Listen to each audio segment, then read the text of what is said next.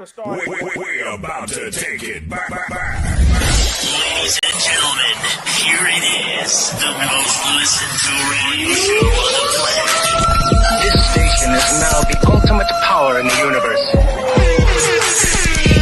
Tony and Lee on the radio. Dr. Joe's therapy on the radio. The love got me going live on the radio. Two mics and a mind on the radio. Radio, turned up on the radio. Radio, turned up on the radio. Radio, turned up on the radio. Radio, turned up on the radio. Two nights and a mind. Two nights and a mind. Two nights and a mind. Two nights and a mind. Hey, welcome to My Center Mind. I'm Tuli, one of your hosts. And I'm the best. Yeah. Best above the rest. What Pimp, P-I-P-P-P-I-M-M-P. That's what it is. That be me. Wayno be Lano. They go Joanna the sweetie. Dwayne, you want to say something nice about you? You know, my mama told me, Joanna. Yes. She said, if you can't say nothing nice, don't say nothing at all. Ask me about Wayno. Tell us something about Wayno. Next subject, please. Oh, Wayno, we sorry. Oh, I'm sorry. You okay, Wayno? You gonna make it? He's so shocked right now. He keeps it me. You look like, you know what? You do. You look like Usher. Can you bring me a fan, please? I'm doing good over here. That's good. Oh yeah. We over here doing good. I'm relaxed. I'm tan. Can y'all tell? I got my tan on. No, we can't. Ain't nobody looking at you like that, Otis. Exactly. I assure you we not. I thought you were always tan. Read your text message too. Read the text message and went on. Looking everybody good to see y'all tonight. The ones here that came in. Appreciate Alicia. I call her. That's my Canada Dry. That's my special Canada Dry. Andrea. That's Mississippi Burning. What up, Alicia in Canada? LaDanya is my she's my gorilla tamer. Humpback, he's on Wednesday. We got Robin. I see That's what Robin. that is. Said. That's right. Okay. Well, I'm breathing. I got roast. Hey, I got my 49% Brit. Don't come on, say it with me, y'all. She's still my baby. She lost another 1%, but she can put it back. But Robin's so good to see. Robin, that's my hood. Robin Hood. Y'all know what I'm saying? Yeah. Hey, Rob, we're gonna be glad to have her home next week. You know who will be our help. And we got Said the entertainer, because he played good talk. So Said, you're gonna be Said the entertainer. Go, Tony. We got my Canada Dry. We got Chelsea. Clinton. She thinks she works some money. Who she think she a Chelsea Clinton? They're gonna be Chelsea. Your name is Chelsea Clinton. Then we got LaQuita. Can we come over here, LaQuita? We want to talk to her. I'm really sick of her too. We got Rosita, LaHalfa. We got Mississippi Burning, Canada Dry, Chelsea Clinton, Mississippi Burning, LaDanya the Animal, the Gorilla Tamer, Humpback. Guess what day it is? We're gonna call him. So his name is Wednesday. Then we got Britt 49. That's 49. 49%. 49er. 49ers. My 49ers. She got to get back up. And we got Robin Hood. That's right. She in the hood. And we got Sid the entertainer. So we know everybody else. So we appreciate y'all tonight. We're looking to have a good show tonight. Listen, we are looking to get interactive. How you want to call it? Where you at, Loch Ness? Come on. Hold on. She asked for the link. I'm trying to give it to her. Hold on. No, I'm about to link up with her right now. Dead to that jaw, because she be trying me too. Did she try you too, Resident Joe? Not so far. She has not tried me. She's been good with me. I can't complain. But is that throughout the time you know her, or sometimes she can get out the way? At the beginning, she was trying me, but then eventually she got better. She'll try. I'm telling you, You need to get her one of them Columbia neckties where you cut their throat. You know what? Do you know what a Columbia necktie is? Yes. I'll get it for Do you her. know what a Columbia necktie is? I heard about it in the mob movies. Okay, what is it? Death. What? Yes, it's the death. It's the style and the way of killing somebody for death. Man, What? stop it. Drugs. And we also got Sarah. Remember y'all name? That's Sarah Lee. And we got Lady So V. that's what Her a name Colombian. is So Harriet what's a Colombian necktie A then? Columbia necktie is when you cut someone's throat and you pull their That's what I tongue just down. said. Death. Wow. What did you say? Death. DEATH. The mob. That's their killing style. So it's a style of Death? death that they do. What did you Yes, spell? death. DEATH. That's death. Death. And I have an I accent. said death. No, you said death. It's Yeah, death. No, death. The Death. mob way of death. DEATH. Okay, that's fine. That's the way they What they is he killing saying? style of death. Lockheed, what is he saying? He ain't graduate. Thank you. He's spelling one word, but he enunciating a different word, is he not? I'm sorry, I didn't hear what you said. I remember him What talking you about gonna do? Colombian Can you hear? necktie. Can you hear right now? Can you hear Yes, right sir. now? Yes, sir. Okay, shut up. Okay, this time. Now we know she can hear. Listen, he's saying debt, DEBT, but he's spelling DEATH. No, What's the name of it again? DEATH. Oh, death. Listen to him. Say it again. What's the word again, love doctor? Death. What's the word again? Glendale put the same. The man, you say, this is what you're saying. I hear what you think you're saying. What? Who are you talking to? So everybody has their names. Let me make sure we understand, man. On there, we don't know what the name is. He said, Telegram information, please, if you can send it. We don't know what you're talking about. Lady V put blunt. So Lady V name is Harriet Tubman. Blondell name is Gorilla. Sarah is Sarah Lee. What we got? Loch Ness is Heffa. Chelsea is Chelsea Clinton. Rosheena. Robin Hood. Mississippi Burning for Andrew. Alicia is Canada Dry. We got Chelsea Clinton. Who else we missing? Joshua is Wednesday because he humpback. So his new name is Wednesday. And then Brett is 49. Because she's always 4-9ers. And then we got Said the Entertainer. So everybody remember y'all names now. Hey, there it is. Hey, it's good. Just at the time I hate lock. We're not doing no fan stuff. We got a good show tonight. Hold on for me. I got some great topics. Starting with Nolan Wells. We can't hardly hear you. You're too far away from the mic. Also, this man want to know, where are you? Is that a threat? Because all threats will be met with severity and consequences. So we have the woman on here we all hate.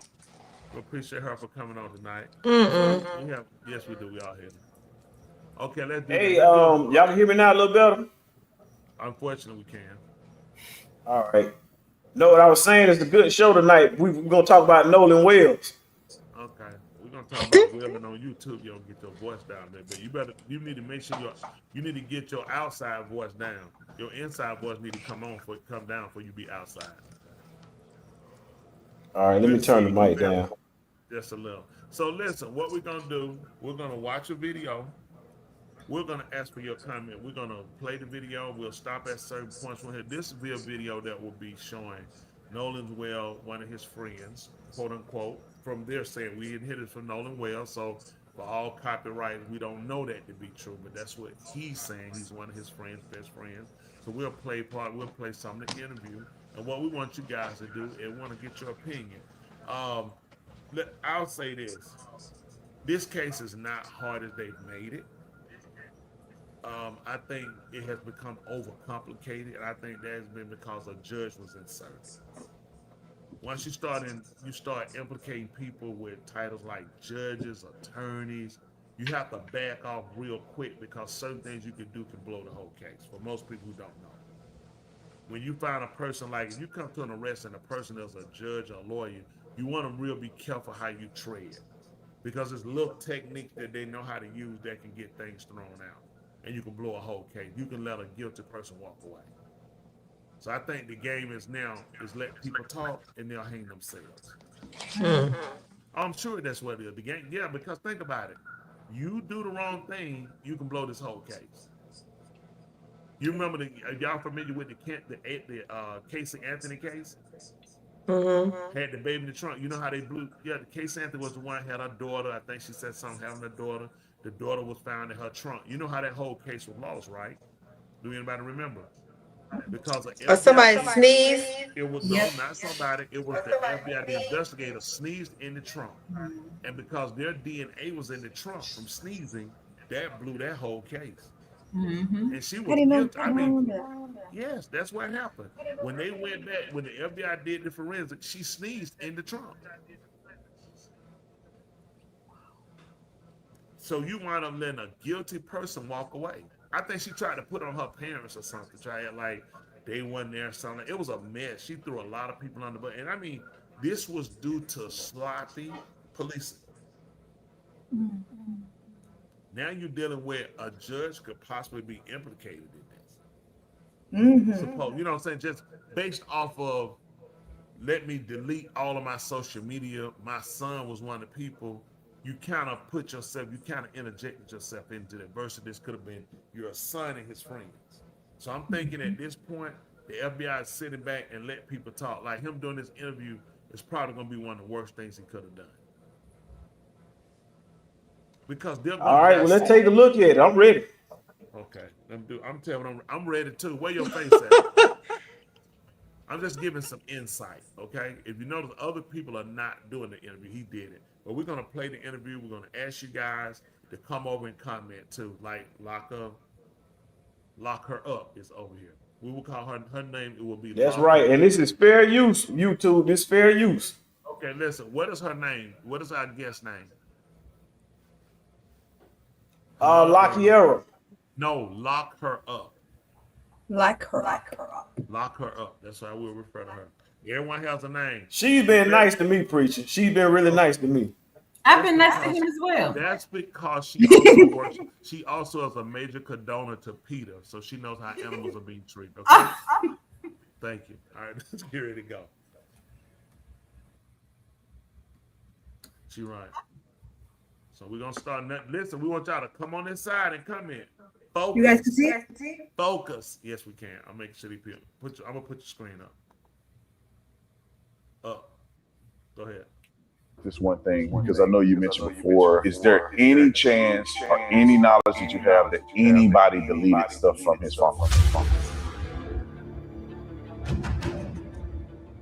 I mean, Nolan was like a brother to me. Nolan lit up every room he walked in. 4th of July, everybody was out there. Nolan rode out on the Triton, and then we had a Palm Beach, 18 Palm Beach. There was 4 guys on that. It's the group, which ranged from maybe 10 to 15 or 16 people on my buddy's Tide line. Yeah, so y'all pretty much having a good time. And then you guys get ready to leave prematurely. Right. Like, what? Explain that, because you guys. I'm sorry. Can Tula, one of y'all put a link over? I see Arnett say he don't know how, but come in and some of them don't know how to link on to comment, so they'll come on this side. He's commenting now. No, I'm saying as far as them coming over on the page, I told them. That link is already been posted. Let me see. Yeah. Okay, I just meant that way y'all can see the link. Click on. I'll post it again. And when the video is playing, there's an echo, so y'all mute y'all microphone. All right. We think it's you, but we'll try because I'm here, but we'll do it. Okay. All right, let's roll. Got there around 10. Yeah. It's now 4:30. Right. People are still out there partying and they're having a good time, but something happened to where it necessitated you guys to get the boat up and running. Can you explain that? Yeah. So I looked up, I had a girl come up to me and say, "Hey, your brother just got in a fight." And obviously I have a younger brother, and that's who she was talking about. And I was freaked out. So I walked over to the beach and I didn't walk over. I ran over. I made a beeline. I didn't talk to anybody. Put my drink down and walked over there.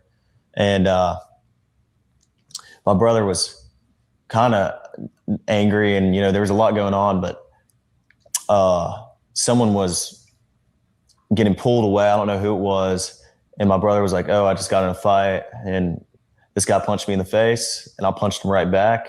And then went to the ground. And my brother put him in an arm bar. And was Nolan involved in any of this? Absolutely not. When I was over there was a bunch of younger guys like my brother's age, and I mean, Nolan. I never saw Nolan over there.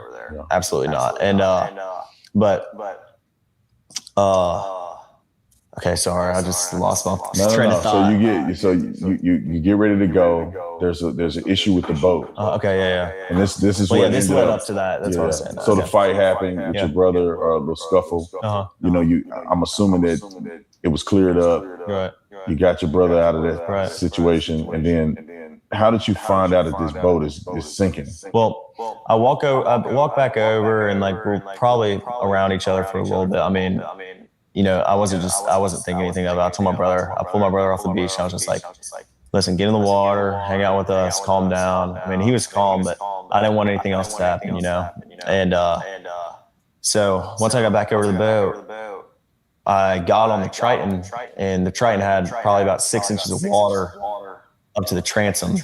And I was freaked out because I'm good friends with Wyatt, and that was his boat. And no water's coming out, no access water's coming out. And, it was a big issue because I think the reason was because there were so many people getting on and off the boat. And at some point, the boat was very, very crowded, and there was just a lot of people on. So that it drags water in. And eventually, I think over time, we were out there for a couple hours. The boat just started filling up with water. So I popped the starboard side hatch, and the battery was completely underwater. And so the motor wouldn't trim down. I mean, my buddy would go to trim it down from the console, and it'd trim down, and then it'd come right back up. And so Wyatt's trying to throw a rear anchor, so we're caught, and he's, yelling at people. Everybody's kind of freaking out. And eventually I'm like yelling at other people, trying to tell them, calm down. Like, the boat could possibly sink, and I'm not paying attention to everyone around me. I was paying attention to my buddy's boat. And that's what all my other friends that were on that boat were doing, trying to solve the problem. So you're on the boat now. The water is getting up to the point where the boat may be disabled to where you couldn't get it out. Correct. From Horn Island. So what happens after that? Wyatt jumps to the water, tries to throw a rear anchor, and my buddy Meyer, you're sitting looking, trying to pull trash out the bilge. And the bilge is basically a pump that pulls the access water out the boat. So the bilge was failing to work. So any excess water was just sitting in the boat. It wasn't getting pumped out. And I looked over the gunnel, and I looked at the release hole for the bilge, and it was even with the water. So, I mean, we're all freaking out. All of our, we're not focused on anything else other than the boat.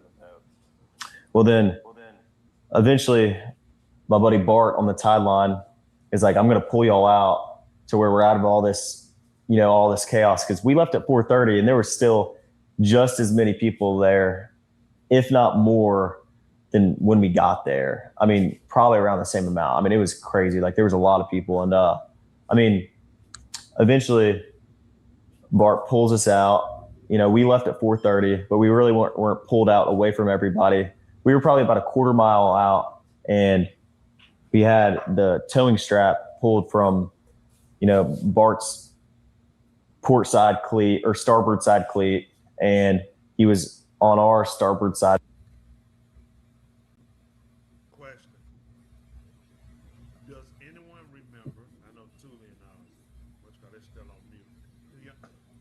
Do y'all not remember originally these guys were supposed, there was a statement made, not from them, it was originally stated, I'm assuming it was them, that these guys left at 3 o'clock.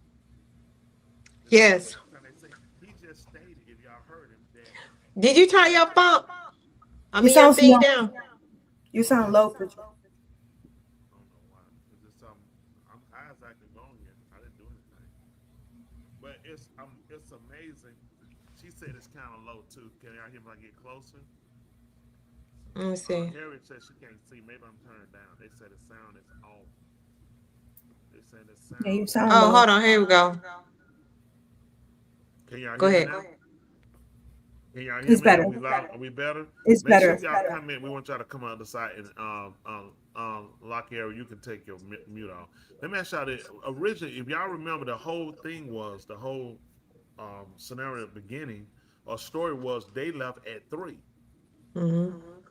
And the girl was saying he was still there, and he was saying he was gonna leave with his friends. I think about 4:30. She said last time she said it was 4 o'clock, and he was saying he was gonna leave with his friends. But this story now we just heard, he just clearly said that it's an ad. Love Doctor. Where's Love Doctor at? He right. No, it said He's that right on here. that. It said add. Okay, it did say add him at the top. So anyway, if y'all remember, they said they left at 3 o'clock. That was the original story. That was the story we heard, never from them, but that was the original story that they told. That 3 o'clock they left. But the girl that he was supposed to have met, I think they're still saying nobody knows this girl. But the girl is supposedly saying that it was 4 o'clock. He told me he was leaving with his friends at 4:30. Now he states that they left at 4:30. Another thing he stated was funny to me was he said, my brother was in a fight. If somebody called you guys and told you your brother, your sister's in a fight, you're going to calmly walk to go and see what's going on? You're going to go over there and say, oh, you put him in an arm lock, then I'm going to go back and deal with the boat? Or you're going to find out, let's make sure they're straightened out who will fight my sibling, correct? Mm-hmm. But he went right back. I had a revert to it. He went right back to worried about the boat, which sounds very suspicious to me. Would you guys agree? Yeah. I just want to note that part that he said now they left at 4:30. Now that's a different story than what's been told on the new. Originally, this story came out. They left at 3 o'clock. He said he does. What you're saying is very true. Rosita. If my best friend, don't forget, but let's listen to more of it and we'll stop and dissect. I just want to state that part. He's saying now they left at 4:30. Originally, we heard they left at 3. Remember? Mm-hmm. Okay, you can go ahead, President Joe. Bow. And so it was rubbing on his power pole. So Bart turned around, pulled up next to our boat, and we were just trying to get it situated. So that's when Wyatt called Cito. And Wyatt was like, calls them, because the cell service isn't great at the island, but once you can use your phone, but stuff might not descend, and it's not great. You got maybe one bar, it won't work that well. But once you get a little off the island, you have cell coverage, and even on the island, like I called my mom when we were on the island, it was fine. Like we had enough cell coverage to make a phone call or shoot a text over, but you don't have enough cell coverage to like send a picture, for example. So what?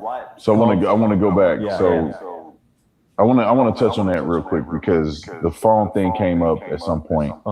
And so was it when you guys got off the boat? Yeah. I mean, were people taking their phones off the boat, or is that not typical? Because I know that Nolan's phone was left on the boat. Right. Even though, after you guys had left. So can you explain that? Because I think people need to understand this a little clearer. Yeah. Was it typical for people to have their phones left on boats, or did they keep their phones in the water? Or? I mean, everybody kind of goes out to the island to get away from, their phones and everything else. I know I got on the boat to get away from, just the regular world. And no, when you're waist deep in water, no one's carrying their phone in their hand, especially at Horn Island. The water has been very, very murky because of the rain. And when it's just very risky. If you're going to have your phone in the water, some people might for a couple minutes and like maybe taking some pictures of each other. I know a lot of girls like to take pictures in the water at Horn Island. Guys do too. Like people like to take pictures, and but a lot of the pictures you see are on the boat for a reason.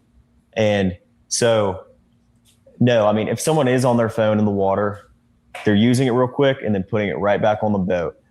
We were all waist deep in water. No one's sitting there scrolling on their phone. I never saw that once, and I've never seen that once. And I've been out the Highland my whole life. I mean, that's just not something people do. People aren't on their phones.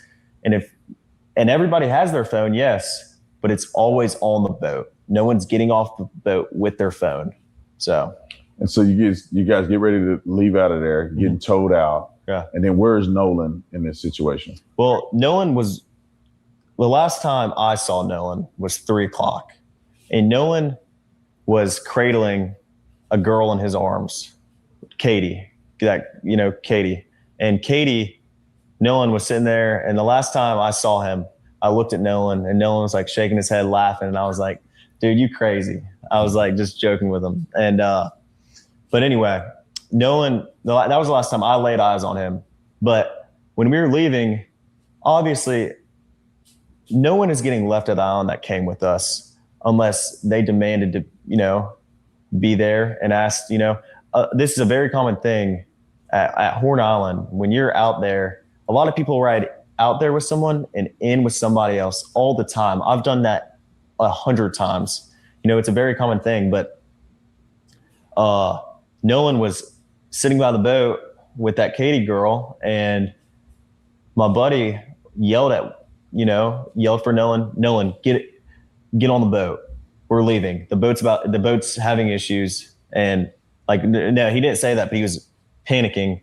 Nolan, get the F on the boat. Get on the boat. And Nolan said, no, I'm staying out here. I'm going to ride in with somebody else.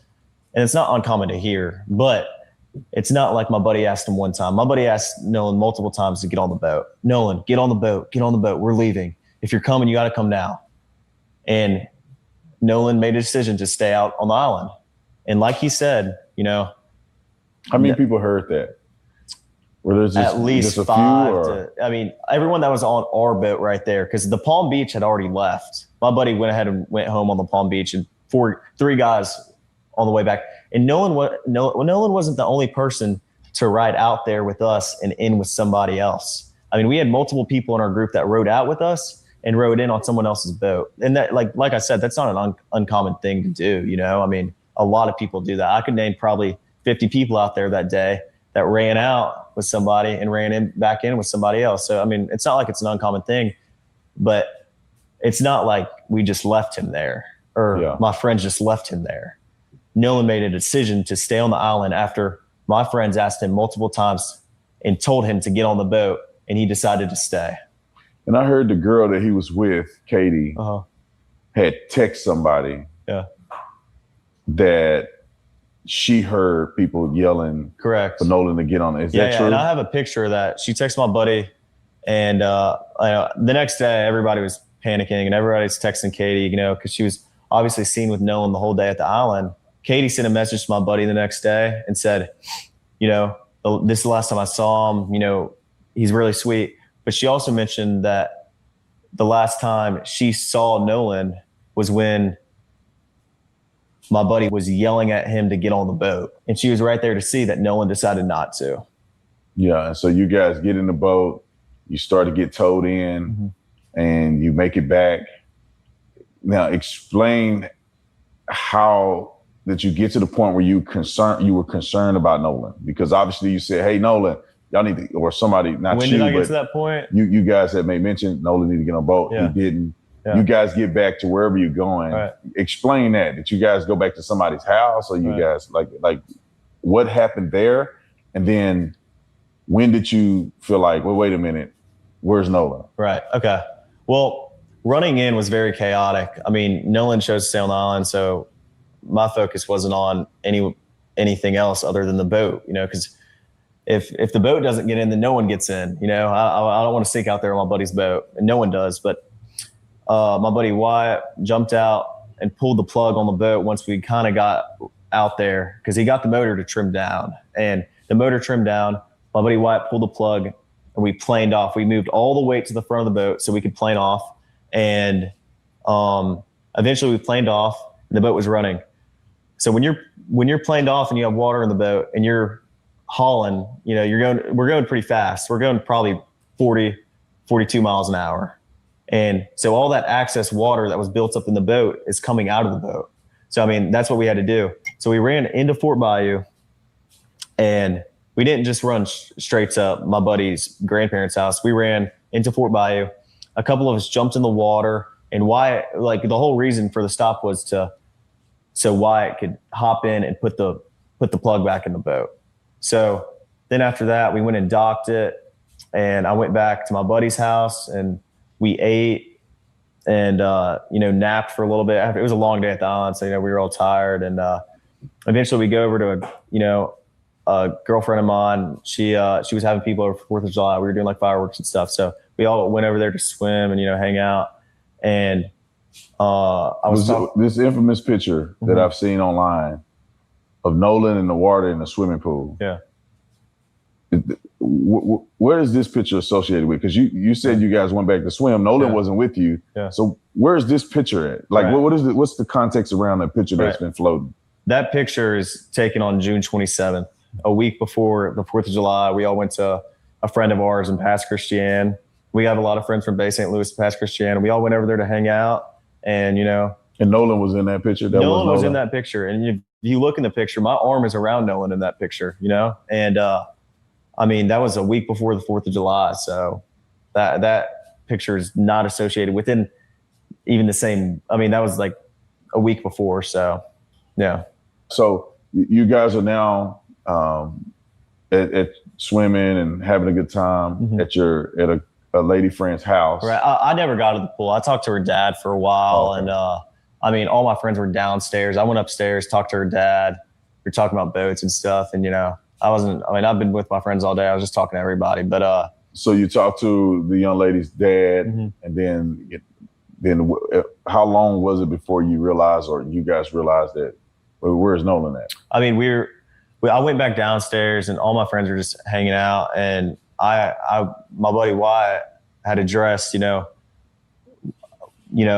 about Nolan, and I was like, well, where is Nolan? Have y'all heard from him? And he was like, no, we haven't. And I was like, okay, well, it's a little concerning. Like, I mean, I'm not freaking out or anything, but like, I'm trying to find out where Nolan is. So I texted Javon, and I was like, hey, and also a couple other buddies that I had at the island. I was like, hey, have y'all seen Nolan? Did he ride in with y'all? And all the buddies were like, no. Well, I texted Javon, and I was like, hey, can you send me Miss Christine's number? Because I haven't heard from Nolan. And if she hasn't heard from Nolan, then I'm calling the Coast Guard. And so eventually Javon sends me her number. Who is her? That's Miss Christine. Miss Christine is Nolan's mom. Nolan's mom. Yeah. And I walked down on the dock because, I mean, there was a lot of people at Ava's. Not a lot, but, there was probably 15 of our friends there. And I was just like, walked down to the dock with a couple of my buddies, and I got on the phone. I called Miss Christine, called her the first time. She didn't answer. I called her a second time, and I got on the phone with her, and I asked her if she had heard from Nolan. She said no. And I said, all right, well, don't freak out. I'm going to call the Coast Guard. And this was at about 11 o'clock. So what's your intent in calling the Coast Guard, right? Because right now, Nolan could be with a chick. He could be with somebody else. Right. He could have gone back with somebody else. What?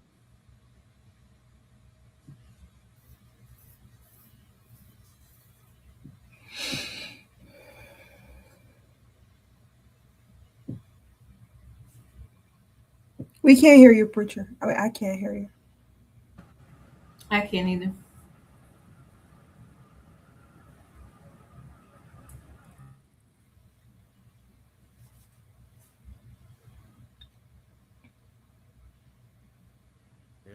Hello. Yes. Y'all hear me? Yes. Okay. Well, so far, just looking at, listening to him, his story of, now they left, went back, and now they talked to the mom the next day to ask her, has she heard from Nolan? What kind of be surprising to me is if Nolan would have called anybody first, to me, I probably would call my phone. Since you have my phone, I think I'm gonna call my phone first. Would you guys agree or disagree? Yeah. There's a lot of things. Where would he be getting a phone to call his mom? Most people don't remember numbers now, but your own number you would remember. It's not impossible that he remembered his mom's number, but how many numbers do you guys typically remember? I remember my wife's number. I don't even know my kids' number. I talk to them every day. Wait a minute, hold on. Are you saying that you heard him say that Nolan called his mom, No, or he said that he called Nolan. He said he called. I thought he Nolan. said he asked Yeah, he asked Nolan mom for Nolan's mom. He said No. that he talked to Nolan. He did. He said, I talked to Nolan's mom and asked her, has she talked to Nolan? She said no. He told her, don't panic. He's going to I ain't talked to my son, and you calling me, ask me have I talked to him. That part.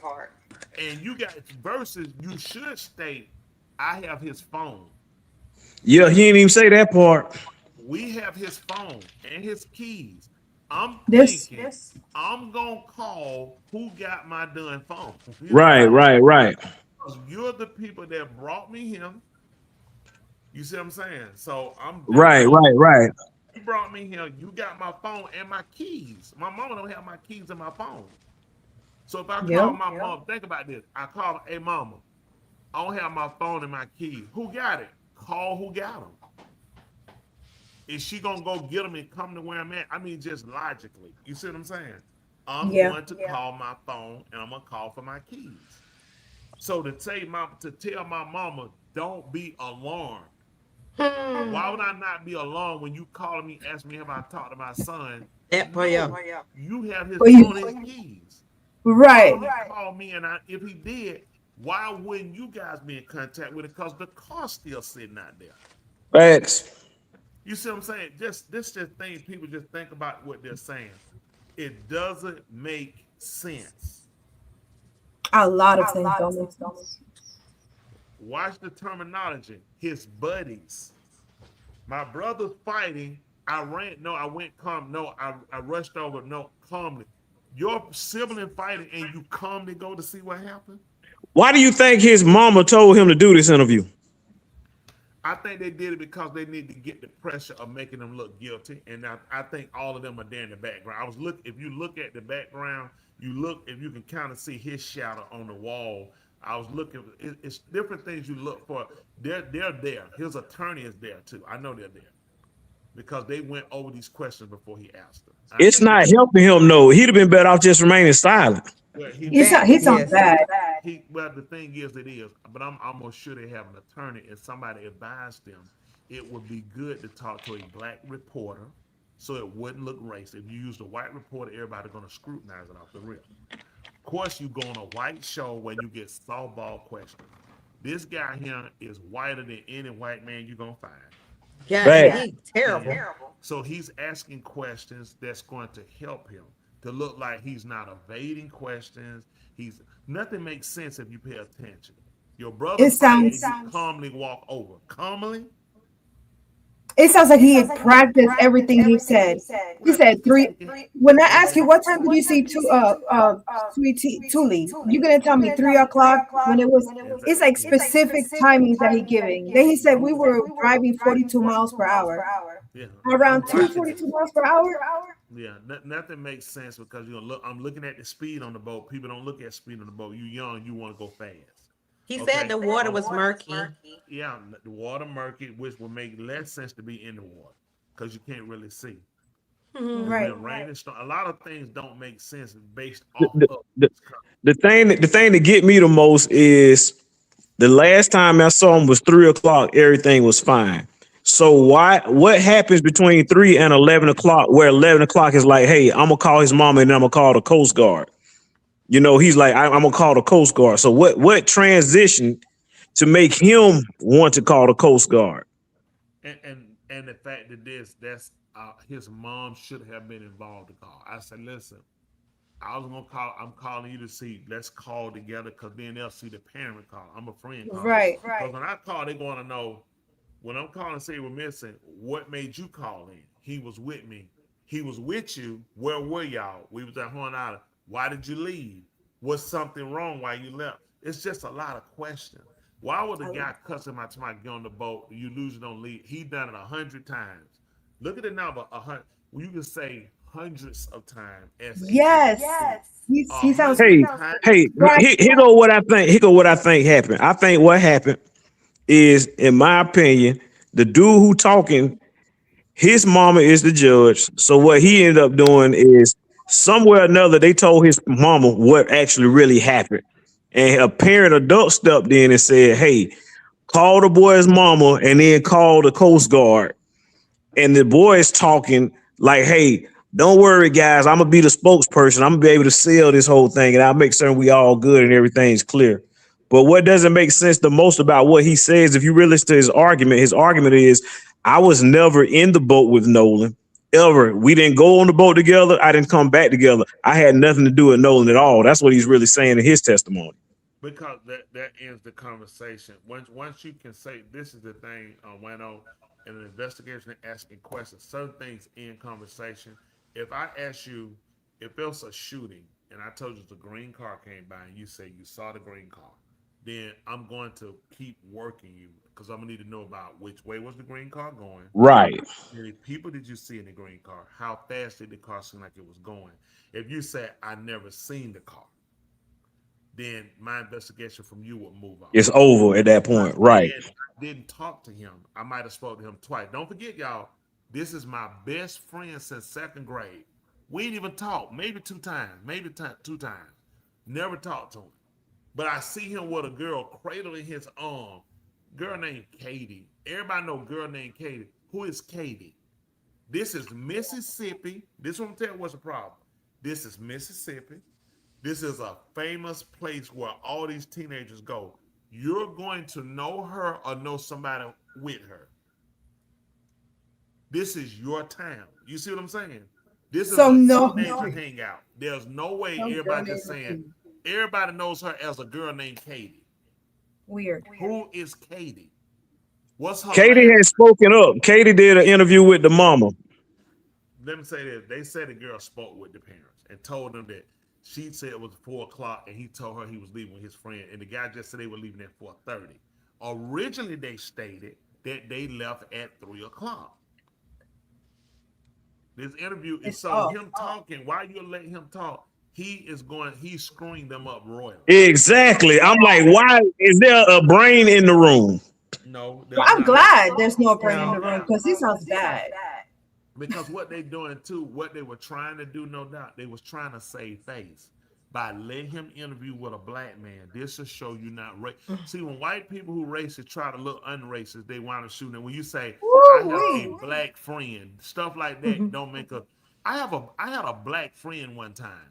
That never aroused black. When you say stuff like that, you really alerted us. What was the purpose of saying you had a black friend?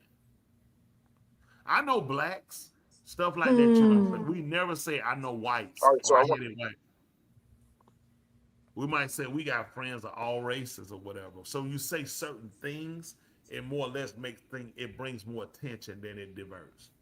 Okay, I just want to see what y'all think. We got both our therapists on here too, but we want to analyze Scuba Live. Then we want to ask y'all to analyze one of the hosts on the show. You know who it might be, Stassi? Yes, sir. I do know. It's probably Dwayne. No, not probably. It's definitely. I thought somebody else. I didn't even. Peer pressure. Yeah, peer pressure. She answered that for peer pressure. So we got Sam Nestle. Also, we put a link for y'all to come over. That's my niece, sweetie. She said, then he said he lost his train of thought where 48 hours. Where first 48? What happened? Oh, where first? Where first 48? Let's go and wrap this up. Listen, again, these kids are safe. They're not going to jail until one of them breaks and go ahead and tell on everybody. Other than that, these kids are very safe. Okay, we can go ahead. If no, you got anything you want to say, Stasha, so far? No, I definitely disagree with what everyone is saying. It's a lot of missing pieces. So it's very suspicious what they have going on. Okay. What about you, Locke? My question would be similar to whatever Love Doctors was. What's your question? I would just want to know what's the motive behind doing that interview, because it's a reverb, it's an echo on somebody's phone. Might be mine. I think it's preachers. If you look at the green dots, it'll show you every time your microphone is reverbing from other people. Okay, he muted. Go ahead. Okay, that better? Mm-hmm. Yes. Okay. So, wait, I lost my train of thought. Oh yeah, The I first want to credits know. interview. I'm sorry. Let me just say Yeah. real quick. Locke did it. That's the same thing he said. She's the one. Okay, go ahead, Mel. Okay. So yes, I was just wondering, like, what's the motive behind? So I understand for PR purposes, like you don't want to appear racist or as if you're hiding something, because I know around social media, all the questions are like, why is nobody posting anything like how people did for other people that died, like public figures who died would be like RIP, such and such, but nobody had been doing that for Nolan Wells, like mainly the people in Mississippi. And the fact that they all shut down their social medias, and now is there a spokesperson for that? I think the boy's mom, whoever was the judge, she's kind of like the spokesperson for them. So it's just very suspicious. All the actions following that night are suspicious. And I believe this interview that we were just watching, the host was about to inquire about why he went automatically to let me call the Coast Guard, because it was like, okay, you haven't heard, like, why did you go there first? Why was that your first thought versus, okay, he was with a girl. This is the group he said he was going to leave with. Let me check with them first. But automatically you called the Coast Guard, not a local cop, the Coast Guard. So it is very suspicious. Right. It's so disingenuous, I agree. And I agree what Rashida said too. There's no emotion. He's talking about it as if he's talking about how they went, what they did at prom. Like that's how he's talking about it. There seems to be no type of not mourning. I guess no type of sadness. Emotions. Yeah, there's no emotions. Very matter of fact. That's what I was thinking when I was listening to it. The daddy probably interviewed everybody to see how everybody would respond, and he probably was the one that was selected. Okay. Exactly. He's the spokesperson. He's the cool guy. I got it under control. I can smooth talk my way out of this. That's what he's on. He sounds horrible, though. To me, he sounds horrible. He probably was the best one. What you want to do is pay attention to body language, pay attention to everything, and they'll have experts look him over. Make no mistake, the FBI has picked this apart. They brought in people, no doubt, that do they pay attention to body language. If you watch his swallowing, if you watch certain behavior looks, how he responds. His hands. My best friend since second grade. They mind you, this interview came out. It's the day after the funeral. How torn up would you be with someone that you've known since second grade and y'all best friends? But notice he always referred to Nolan as his friend. Bruh, he refers to the other guys, my buddies, both, my buddies, them, my buddies, my buddy. He's showing you he separates the relationship. These white guys have a different relationship with me than I do with the color guy. Yeah. So we'll finish up a little more and we'll come back and y'all will see it. Okay. Made you concerned enough that you felt like you couldn't weigh it out anymore. You had to call the Coast Guard. Well, I mean, like I said, my friends and I have been on the water our whole life. Stuff happens. People die all the time. I know people that have died out there. And, it's a fun place to be, but it's also a very, very dangerous place to be if you're not handling it right. And Nolan, so I hadn't heard from him. And obviously, I'm thinking I'd way rather be safe than sorry. I mean, I would rather call the Coast Guard 100 times and lose my mind over it, my buddy be okay, than, not, and me not know where he is and him not be okay. And so I called the Coast Guard and I talked to them on the phone for like 20 minutes, gave him a description, what Nolan was wearing, the last place we were at, the last time I saw him, who were we with, what boat we were on, the conditions of the water, just a summary.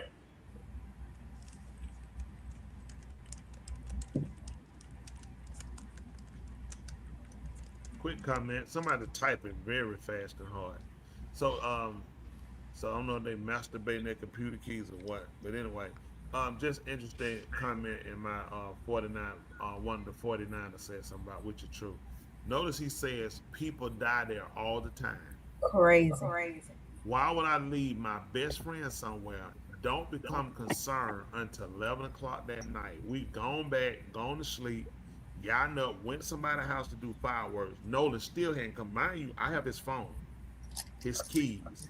Isn't this odd that it's dark and he will still be out there when everybody else has left the water? And it took 11 o'clock for me to wake up and realize he ain't called his phone. His car's still sitting out here. Then we leave, we go do fireworks. Now 11 o'clock because we realize we need to start trying to make alibis look like we're concerned. Most times people call the police, not the Coast Guard immediately, because I don't know anything happened. Exactly. Back out there to check to see if he's out there before I call the police. Yep. But I automatically go to the Coast Guard. It's just a lot of things he's saying doesn't make sense if everyone agrees. Yeah. Because before I call missing person, that has to take 72 hours. Why am I calling the Coast Guard? Why? Remember his statement. I've been out there hundreds of times and rolled back with other people. So why would the Coast Guard need to be called? Oh, because I'm concerned. I'm really concerned about my friend, and I'd just rather play it safe and notify the Coast Guards just to play it safe. Then And you've done it 100 times, ride out with somebody and ride back on somebody else's boat. Okay, I just wanted to say that. We can move forward. I just want to make sure we come in. I'm with you on that, Priest. I'm with you. And I called Miss Christine back after, and I talked to her, and I said I got in contact with the Coast Guard. I'm not sure who she called or what she did, but I think she said she was going to make a couple phone calls to either DMR or Jackson County Sheriff's Office, and I was thinking worst case scenario. I would way rather be safe than sorry about this. Yeah. So you called. So it seems like you called mom immediately. Right. Probably the first phone call that she got from anybody. That's the first phone call, at least I made. And I would assume that's the first phone call she got from anybody because Javon hadn't called her. And, there's nothing wrong with that, but Javon hadn't called her. And, I was just worried about my friend. Stuff happens out there, boat problems. It could be anything. But, there's a lot of stuff that happens out there. And I was just worried about my friend. And so you guys made that call, nothing that night. And I'm assuming you wake up the next day, and then what happens? I wake up the next day at about 7:30, and my dad had texted me because obviously Nolan's photo was all over Facebook, and I just saw it everywhere, and I was freaked out because I was like, oh my gosh, I assumed Nolan's just we had been drinking all day, and that he's just sleeping somewhere, and that he's okay, but I didn't want to believe that if we didn't know for sure. So next day I woke up and my stepdad walked to my room and he said, hey, have they heard anything about Nolan? What's going on? Because I hadn't spoke to him, and he was like, I was like, yeah, no, I don't know. I had just gotten up, and he was like, all right, well, we're going and getting on the boat and looking for him. And I was like, okay, yeah. So I got my buddy Ricky, I got my buddy Brooks, I got my buddy Jax, my mom. You said A something. couple quick things, if y'all could. I know we just stopped. Let me just ask y'all this. He stated he told the mom he was going to call the Coast Guard. Y'all remember that? Yeah. Then he said call. He said he's not sure. He think Nolan mom called. Because then he said that she was going to call the sheriff department too, which we said I would call the police department. A missing person report can't be Right. 72 hours after. So why would I be calling to report to the Coast Guard if you can't really make it until, you can't really make the report to 72 hours, but now since you're out here, now you can, and then now at 11 o'clock all this happened, y'all call the Coast Guard, they definitely hadn't told you they found it, and you just go ahead and go to sleep. Then you wake up early the next morning, at 7, and your stepdad tells you, hey, we need to, I guess, go out here and we're gonna look for him. None of this makes sense, and I'm so worried about him now, but I wasn't worried when I left him out there.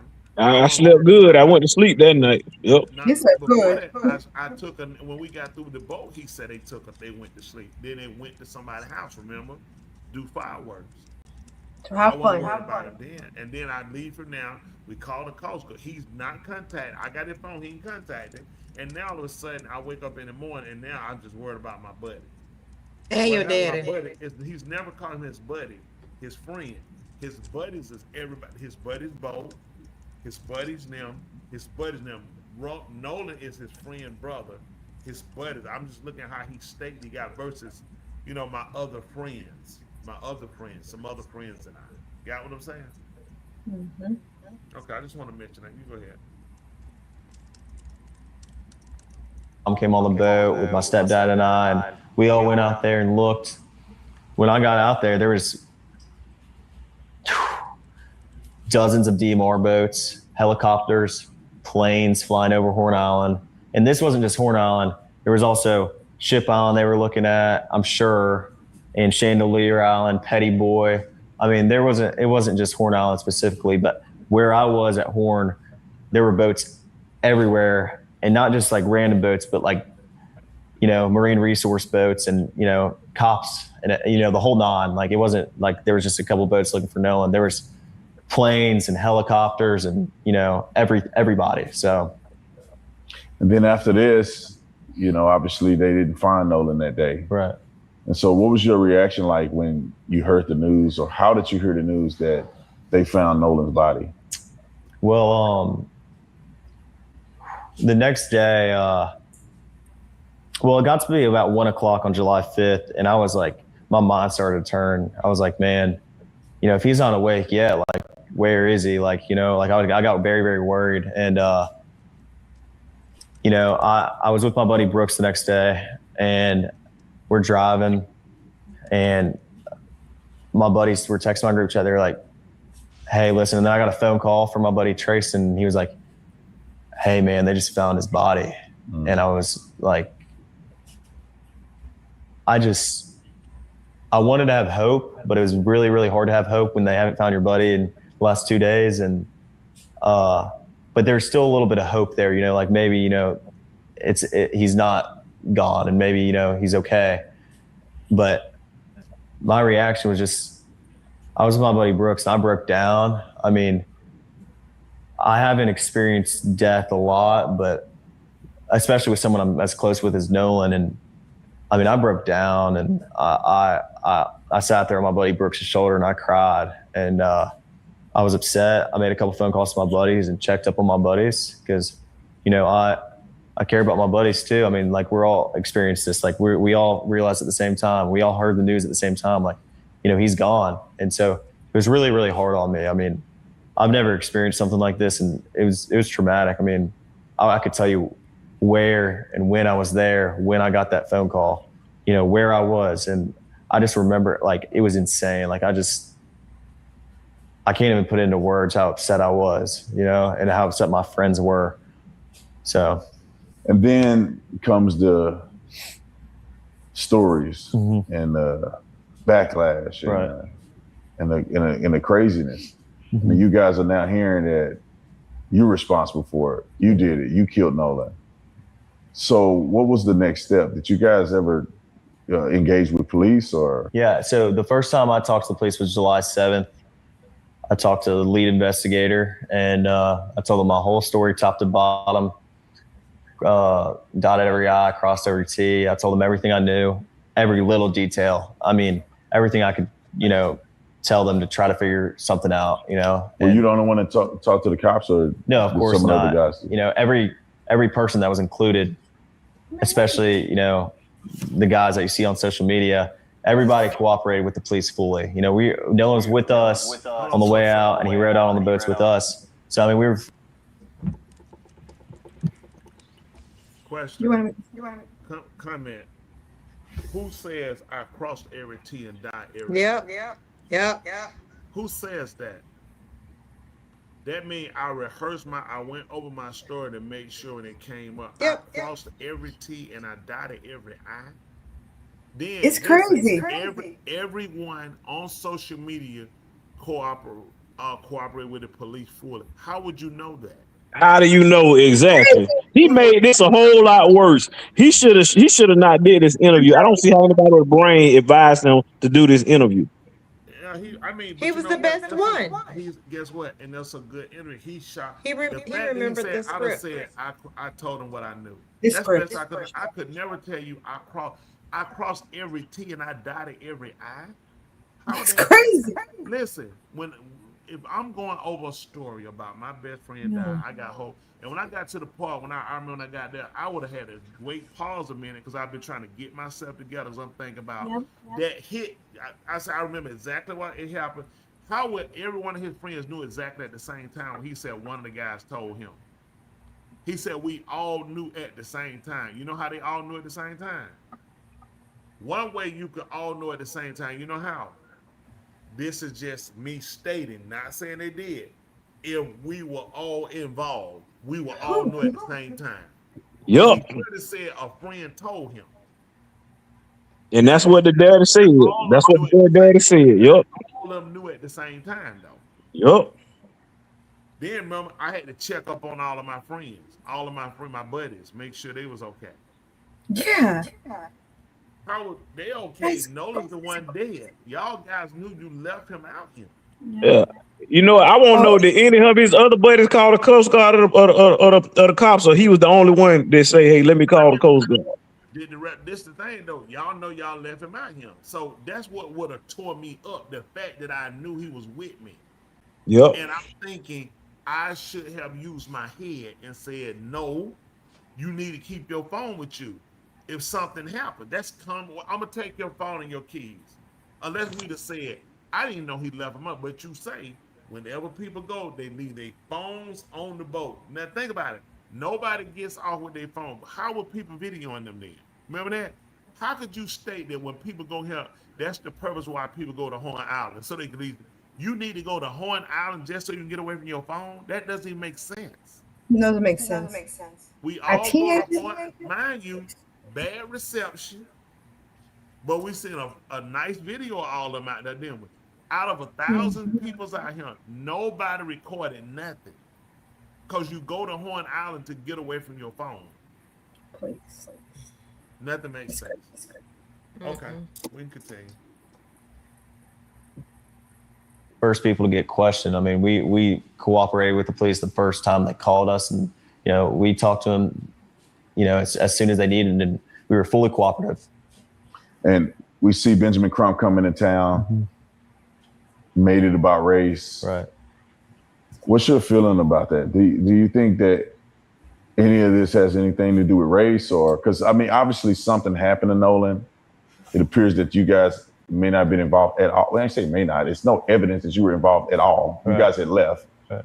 But do you think that there's a racial component to any of this? Of course not. I mean, I think if Nolan ever felt the most little bit uncomfortable around us, which we never gave him a reason to, but if he did, he wouldn't hang out around us. But if you go look on, like my friends have had Nolan posted all over our social medias, since freshman year in high school. Like, if Nolan ever felt comfortable with us, why would he be hanging out with us all the time? I mean, every day we're back from college, we hang out and we're around each other all the time. So absolutely not. I would never look at Nolan any other way than I would any of my other friends. I mean, he was like a brother to me. You guys had been interviewed by law enforcement. All of you guys have given statements. But then I think that there's a part associated with this that's being rumored out in the public, and that is the situation with the cell phone, potential deletion of messages. When did that occur, and what happened there?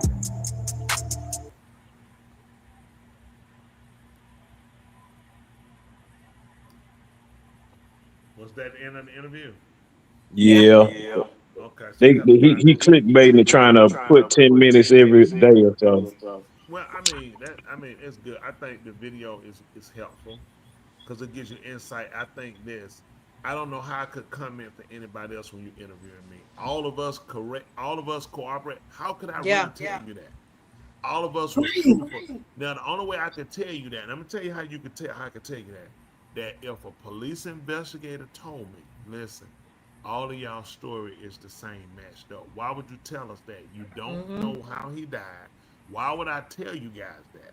I don't have how he died. I don't know. How was it after we all searched? We brought boats, we brought planes, we brought helicopters. We had everybody out here in the world. We have people that specialize in it. The body washes up the day after we leave. With missing parts, supposedly. It's supposedly stated. So it's so much stuff to where he's speaking for everybody because that tells me something. Yeah. He's making He's sure the representative. he's not leaving them out there. He's making sure I'm not, because I don't need nobody to say, hey, you made me look bad. How can you speak for everybody else? Yeah. Just say, I can tell you for me, listen, when the police interviewed me, I told them everything I know. They say I crossed every T, dotted every I. That says They got me. I was meticulous of making sure of, because all I can tell you is what happened. That's it. If I ain't got nothing to do with it, it don't matter how it sounds. I don't have nothing No. to do with it. This Right. is what happened. You typically don't say you crossed every T and dotted every I unless somebody went over with you what was the to question, say. and you knew what to say, and that's what you Fact. said. That Period. because nobody says that. An FBI investigator would pull him and say, "What makes you say you crossed every T and dotted every I?" Think about it. If I don't know, can you look up to see is he the one that's related to the judge? Is his mom the judge? Because so one of the kids' mom. What's is his a name? judge. But I don't think they had. I don't think she had two sons because he said he had a brother there too. A little brother. A little brother. It might be now. But she did mention about her family. I don't know. He could look that up and see. So I said he's a good liar. I wouldn't call him a liar. That's a little harsh. I would just say he's never told the truth. Somebody said pick it apart, right? I mean, a couple of things you watch, body behavior. Y'all know that for being therapists. You watch people's response. You watch what people say and what they don't say. He's This is real what they clear say. on making sure everybody with him is represented as a good person. My buddies. He's always trying to clear them. What that tells me is anybody feel like they're getting left out there and it's gonna come back at them, I ain't going down by myself. He's speaking to make sure all of them were truthful.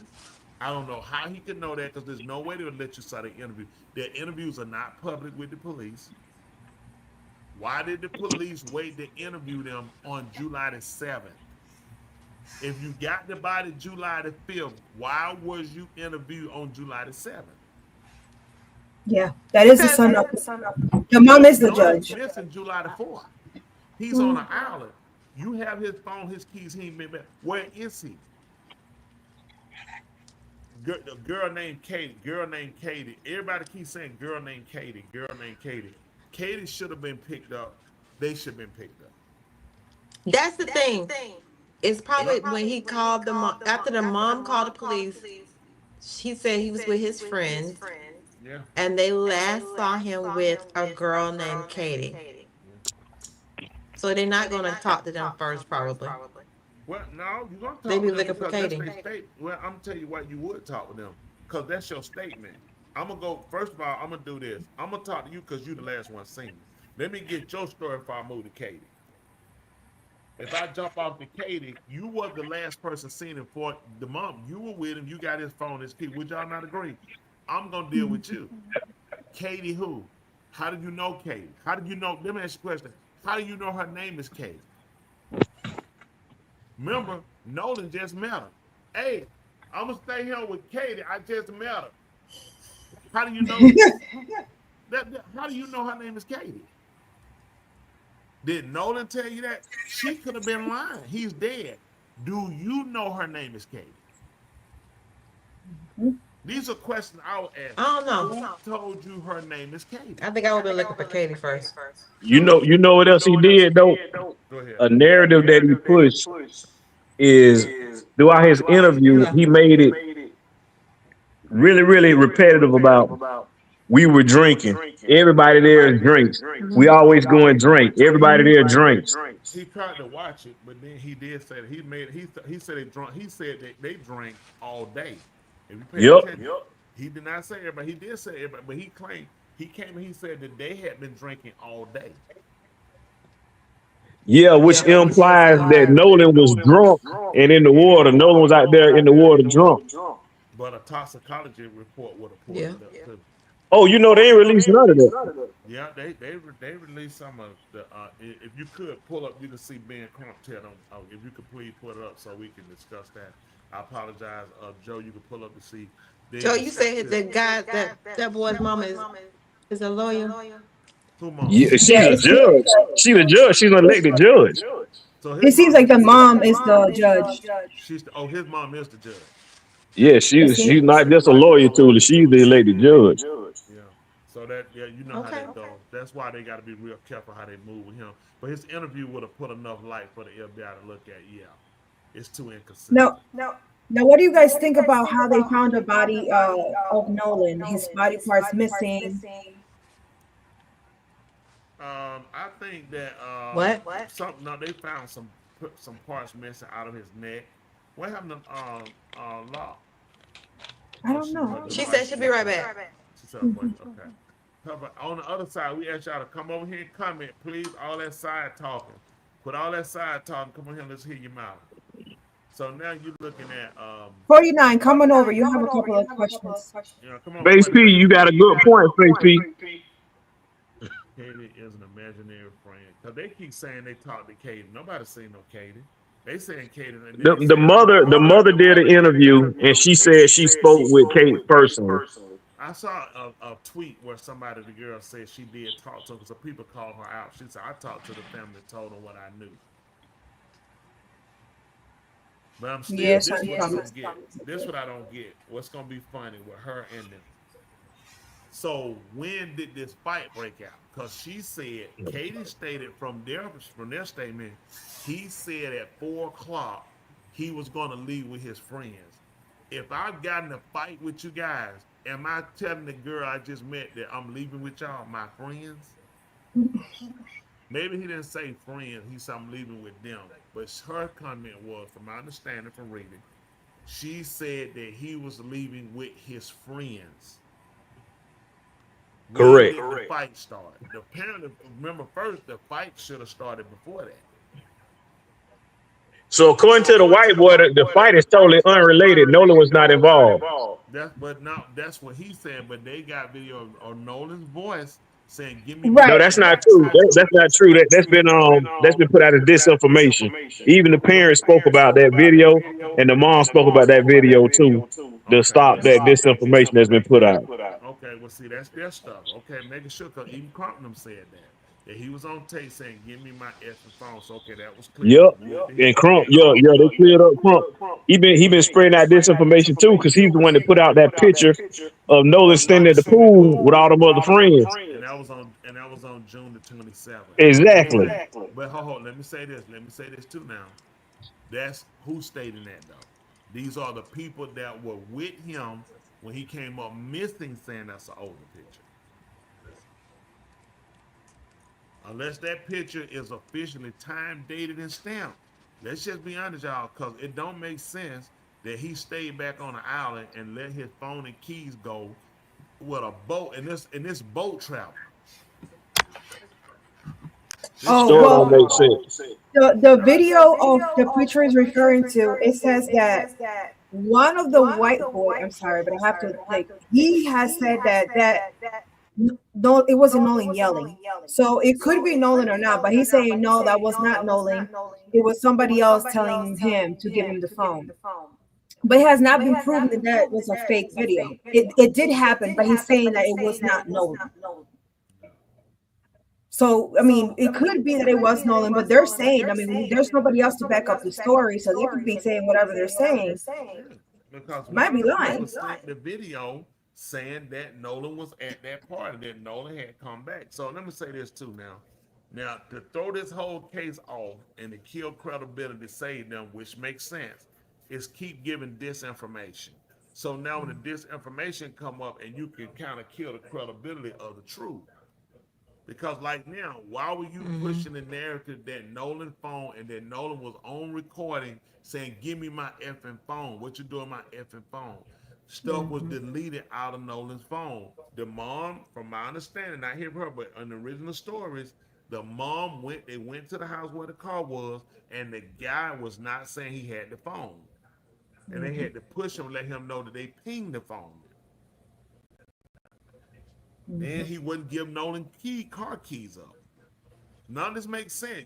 This is his mom. Why would you not give her the phone? Right. This is another thing I stated. This is what I'm looking at right here, okay? What, like, I know y'all. I tell y'all right now, hey, everybody just, I know, look at it from a pastor standpoint. Let's look at friend. Hey, something just happened. Love Donald use hypothetical. He did. Hey, everybody, delete your social media. What you gonna be thinking? Why am I deleting? Why would I tell y'all to delete your social media? That's suspect. Side-eyeing everybody. But that's what I'm telling you. That means that everybody had to be involved. Tell me what teenagers you know finna erase all of their cancel all their you know how many pictures you got, places you been, people, stuff you done, fun memories. And we all, bro, I have nothing to do with him. Why would this have anything to do with him dying right now? What does that have to do with him dying at this? I had nothing to do with it. I wasn't there. Why would I be deleting? I could see you saying, delete everything you put in today. Okay? Why would we delete all of our social media? Which means somebody in their social media got something coming up. So you're going to throw this investigation out where everybody deleting their social media. You know how long it's going to take them to go through everybody's social media? Most people's social media link back for a couple of years. So you're throwing something off because there's no way everybody got something on their social media to frame it. But I think this showing you somebody knowing how to move methodically and saying, listen, everybody just delete your social media. It's going to throw them. Yeah. If you go through any of y'all, so how many pictures and photos and videos you think you got in your social media? I don't have a lot. But think about a teenager. Yeah, when I was when I was younger, I had a whole bunch of pictures. Every day they got a new picture every day of the week.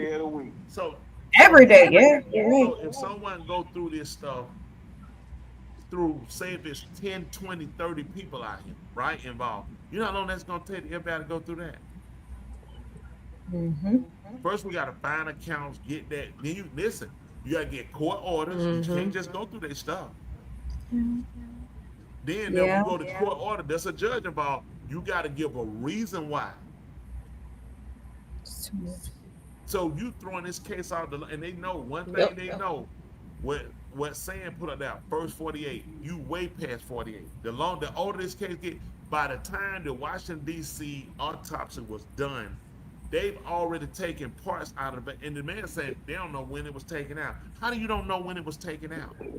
It can be it was missing the back of his neck, and that has thrown the whole case off. You know it went between whoever murdered and the autopsy. Why didn't the first autopsy just stated it was missing? That to me was crazy. You know they said they still have not released the results on the first autopsy. It's crazy. Because they deleted their social for their safety. Okay, that's what they're saying, for their safety. They frequent, they had people they hang with. That I'm with now. That's what Hadid said, which is true.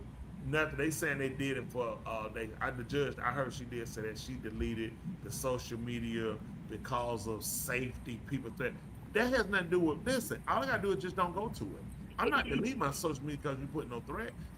You're gonna get a warrant on your behind. Block your location. It makes no sense. Even that, you finna get a warrant. What you take? You put me on social media saying you gonna kill me. Where you think this going? I'm a judge. What say you, Stassi? I agree with everything you're saying, preacher. There's just so many missing pieces. I feel like it's echoing. Do y'all hear that? Yes. It's throwing me off. Yes. Yeah. But it's just unfortunate. I'm just trying to figure out how far they're gonna continue to take this until we really get the true story, because it's a lot going on in the background. If you guys don't mind, can I play that video of them explaining? Always mind every Thursday, 8:30. Please do, and I also want you to examine the other person on this panel too, please, Stassi. I know it's Some kind of way they got some tied into some case, if not this one. Okay. So Why she getting that story? Definitely, they covering it up. There's a lot of people covering up, and it's scary that many people can work together. Like they say, 10 people can't keep their story straight. That show you how meticulous and how methodical these people are. mm-hmm. And it shows you how many people, elected officials, such as, the coroner, such as the sheriff, such as the judge, who all work together to cover up, So yeah, they did it as undetermined due to missing body parts. You can play. It should have a video, sweetie, if you could. You put a video of him to explain it. Now, the way he read, I'm sorry, preacher. You were saying. No, go ahead. I just want to hear. There's no way he's a real attorney. Listen to him. Them fat bubble lips. Yeah, no, he's just like. Do not make fun of that man reading habit. That man did a great job. Oh my goodness. I don't know who he is, but the fact that what he said about.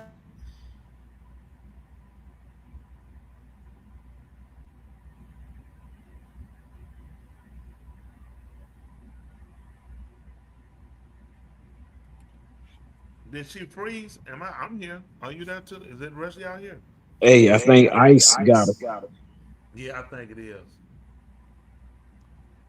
If Ice ain't got it, at least freezing cold or chilly winter. Was the absence of the anterior internal neck structures.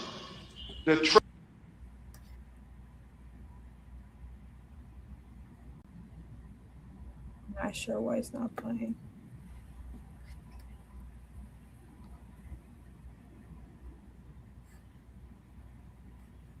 I'm not sure why it's not playing. They're probably trying to, the camera thing probably trying to catch up with Bubba Lil. Right. I gotta order new parts In the laryngeal cartilage, the thyroid horn and the hyoid bone were not received with the body. So he's saying that the throat was not received with the body when he got Nolan Wells' body in Washington, D.C. to perform the second autopsy. And so let's discuss that with what he said about that.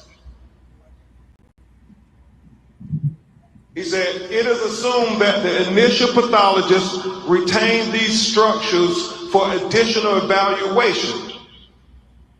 He said the retention of the anterior neck structures during an initial autopsy is a common forensic pathology practice. He was chief medical examiner for 7 years in Washington, D.C. And he said that if they had concern about throat or any fracture or compression of the throat, they too will hold them back. He doesn't know why they held the throat back, but he said the throat was not with the body of Nolan Wells when he received it in Washington, D.C. to perform the second autopsy.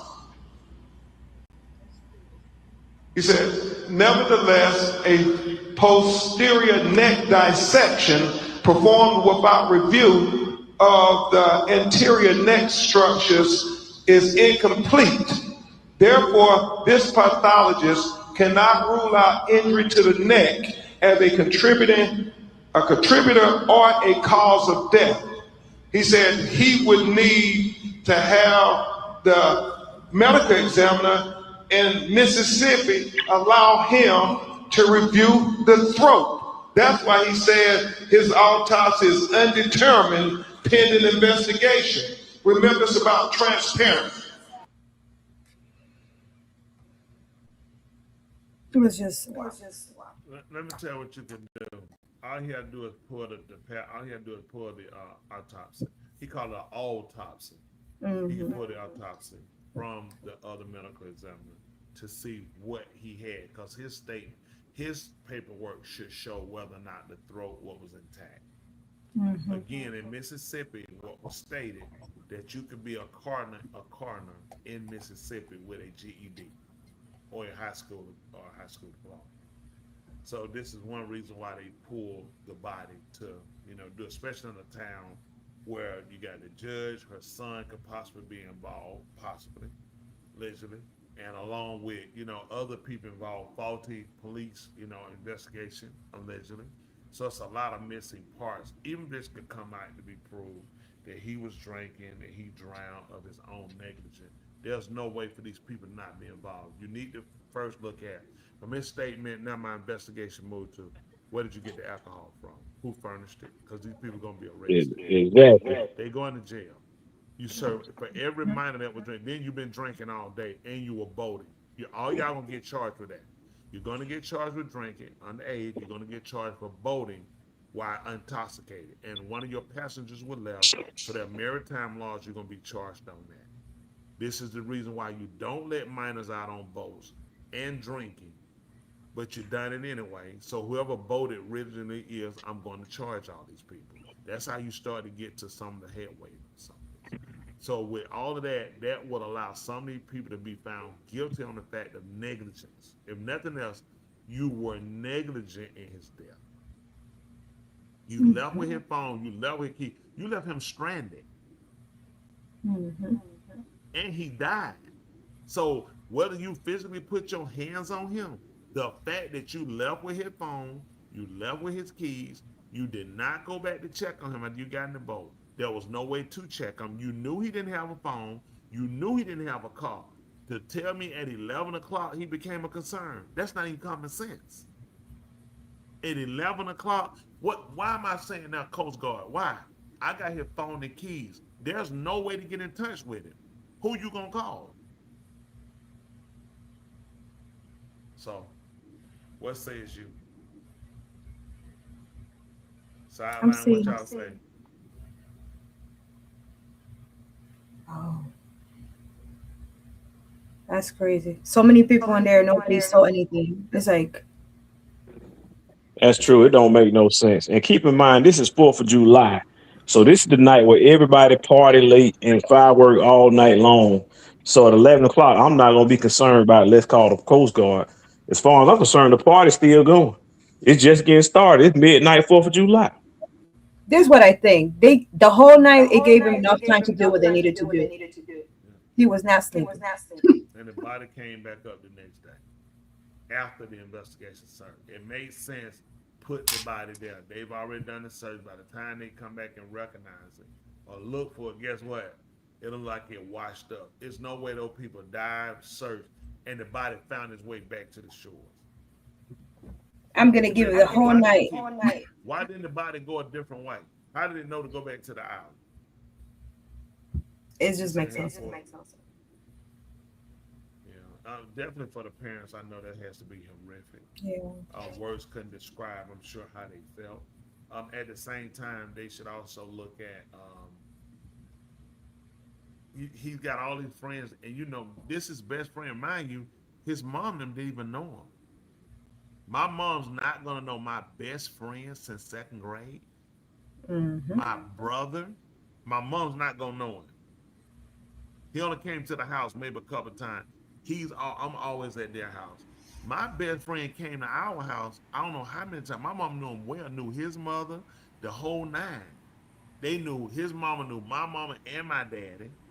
It's like, how does this work? Your best friend since 2nd grade, and your mama don't even know him? None of your white friends, your mama knows him. And you live in a 98% predominantly black city. And she don't know any, and she grew up with the judges. She grew up with the judge. I be like, I know his mama, I went to school with her. Let me meet him. You know what I'm saying? This doesn't make sense. Yes, sir, that's what a lot of people are saying, especially since the Cajun Navy already served. Yeah, they even said it. They're trying to say the water would have, that makes sense. Where he died at, the water would have washed it. How does the water know where I died at? You on mute. We don't understand. We don't hear nothing you saying to him. I Oh. different. He said that the water was murky, so that's how they missed him the first time. He told y'all the water was murky. But remember this: the Cajun Navy didn't tell us that. He did. Exactly. Do y'all think it's any significance to how he kept mentioning, "Oh, we were drinking"? I thought Nolan was maybe just drunk. You know, we had been drinking all day, because he mentioned that multiple times. Do y'all think that's a way that they will probably defend themselves in court? Absolutely. That's the narrative he was pushing. Yes. The narrative is we was all out. He got drunk and he was trying to swim in the water when he was drunk and died and drowned. That's the narrative right there. And remember also now, this is the same group that covered up the original picture with the beer and they altered the picture. Remember they AI the picture and they caught it was 6 fingers on the guy's hand. Yep. So why? But then again, that was a different day. So he says, remember, that was the 30th. That wasn't even the same day. No, this was the day they was on the boat. When they took the picture, they had a drink. No, that's what I'm saying. He said that picture wasn't accurate. He said that was before. No, that's the Tuli's right, because you remember the boy said he was never on the boat with Nolan. He said he was never on the same boat with Nolan. So what? This one I don't get. Okay, let's go with that. So what boat was Nolan on that was sinking, and he said they were taking it back? I'm with you, and that's where a lot of stories don't make sense. You're absolutely correct on it. So what? You're on a boat that was sinking. They telling Nolan get on the boat so they can go. That don't make sense, and you're on that boat. So what boat did you come out on? I heard him say the boat. They kind of had like 10 people.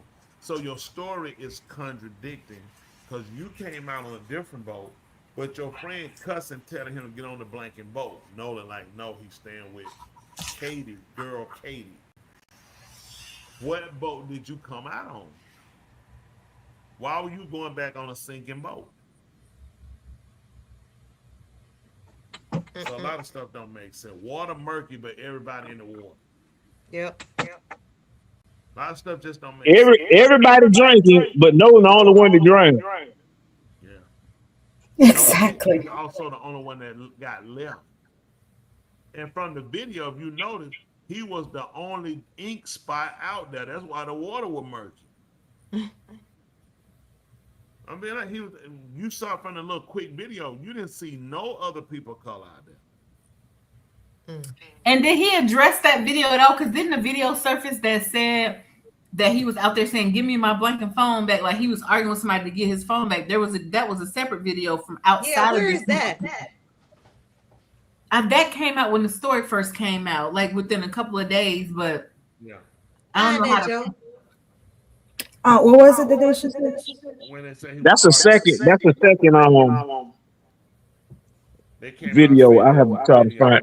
You know what? I got technical difficulty, Dr. Joe, but I'm trying to. I think I do a piece I got to order on Amazon. I'm gonna say I'm gonna order this piece and be back up in action next week, because y'all obviously need me to drive this ship. Yeah. Okay. Yeah.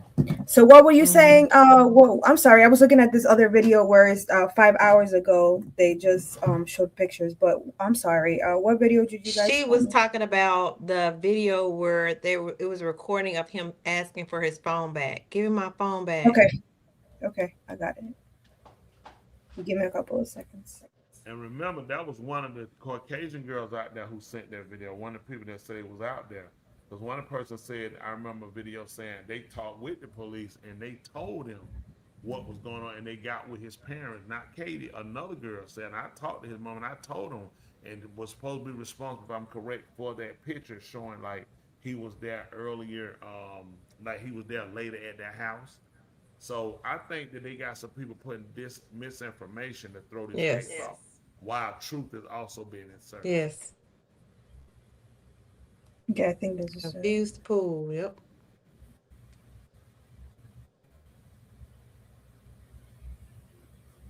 Okay, I gotta send it to myself.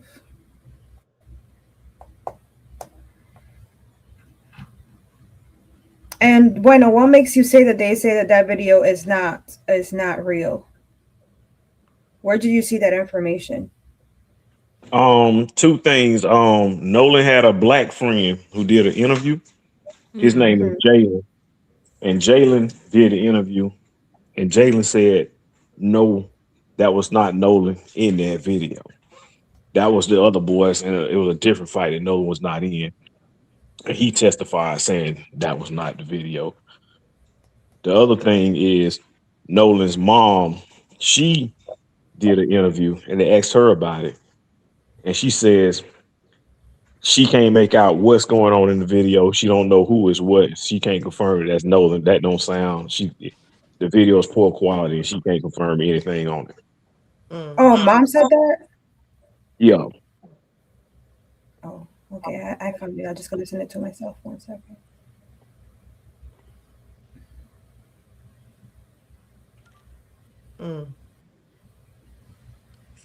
I think it's this one.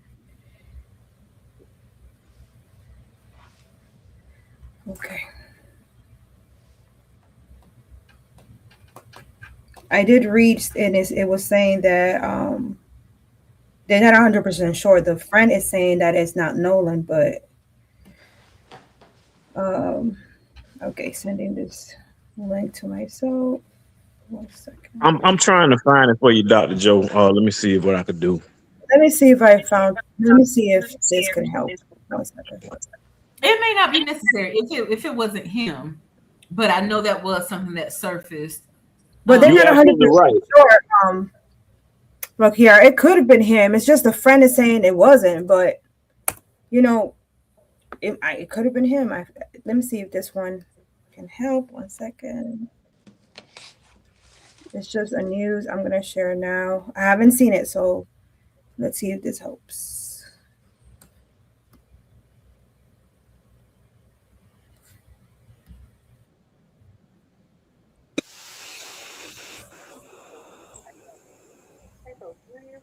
So he said, "Give me my phone bag."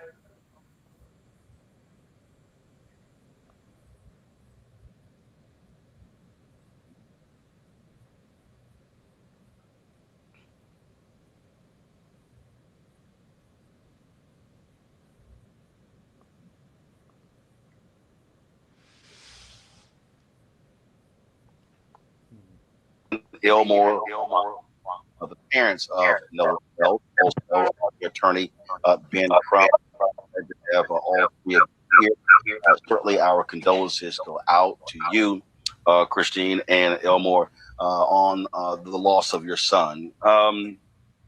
Thank you. I want to be clear in terms of trying to understand this timeline. What time did Nolan go out with his friends? What time did they go out voting on July 4th? So that was sometime in the morning. I don't have the exact time. I do still have his information up on the Life 360, but it was earlier in the morning on July the 4th. So, and so he said, hey, July 4th, we're going out for the day voting. Was this something that he had previously done with his group of friends? Yes, it was. And there was no issues. And my son came home. So did he indicate for you what time they're going to be coming back? No, like his dad has stated in multiple interviews, it was his last hurrah before reporting back to school. So we were just, going to let him have that time to really just decompress because, football can be a lot on you, especially too, he was a student athlete. So he wasn't just, doing one thing. He was having to manage both. So the evening arrives. All of a sudden, it's getting darker. You have not heard back from your son. What then happened? What time did you and your husband begin to get concerned when you had not heard from or seen Nolan? So honestly, we got concerned when we got the phone call. There have been times when Nolan has come in later because he and his friends are, watching movies or again at some type of party. So, that wasn't necessarily uncommon. But when I saw his friend call me, my heart dropped because I knew something was wrong. His friends do not call me like that. What time was that? That was when the friend around. called? That was, I think, 11:07 is when he called, and he said, he you know, leaves that morning. Mhm. Go So ahead. he Go left ahead, sorry. the evening before. So him and his friends had all stayed the night at one of the other friends' house. Okay, so July 4th was that Saturday. So they stayed the night with some friends on Friday. So y'all last saw Nolan on Friday, and then he goes out with them on Yes. Saturday. You learn 11:07 p.m. on Saturday. Then you get this phone call. We've heard about them having his cell phone. When did they turn over his cell phone to you and your husband? So they actually gave the cell phone to my friend. Whenever I got the call that Nolan was missing, I was like, you know what, let me call my friend Tashima, because her sons, Jalen and Javon, Nolan actually, those are the guys he actually grew up with, right? Like from playing City League on up.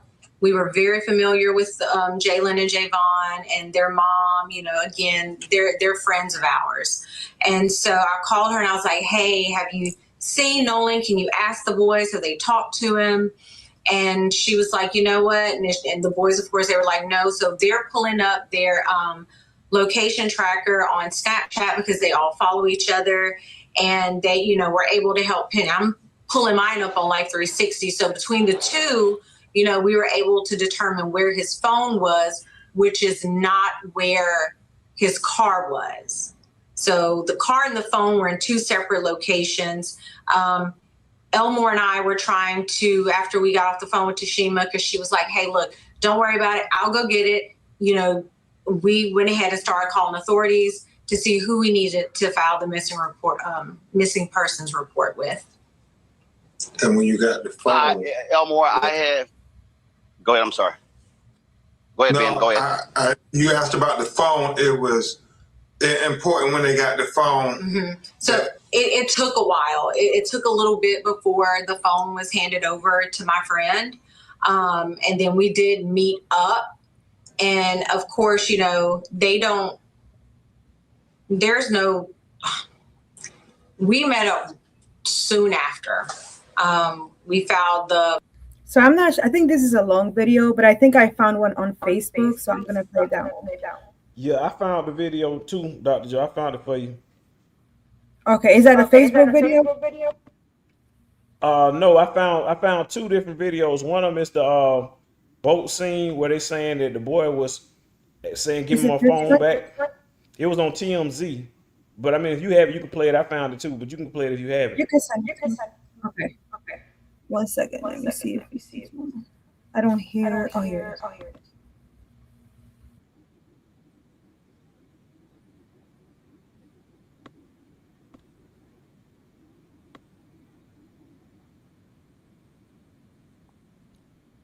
You getting the video to put it up?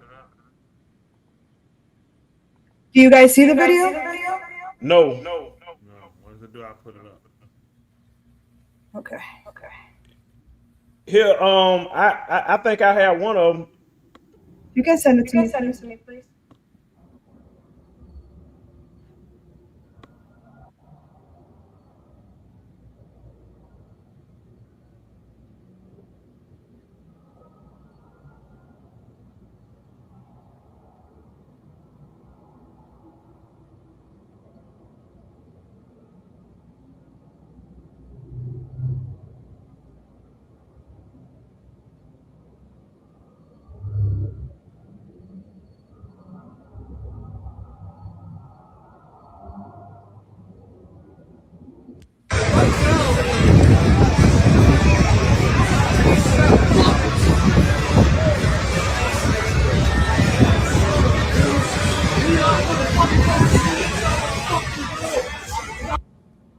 Okay, that's the video I found. You have another one when I can post?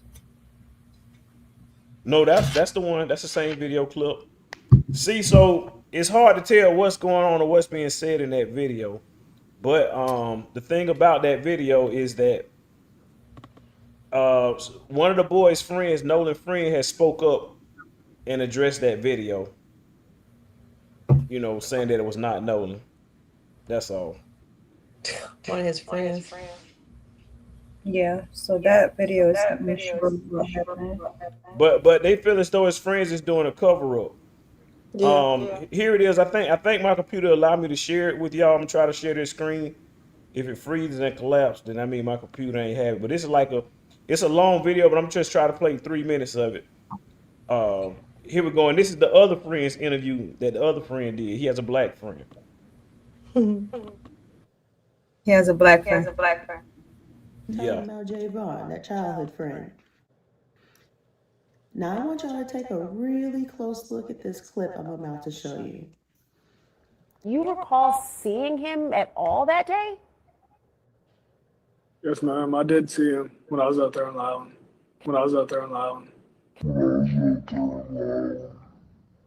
You know, this friend of his, Trayston, also told ABC that that video people have been talking about that was said to show some sort of altercation, it did not involve Nolan.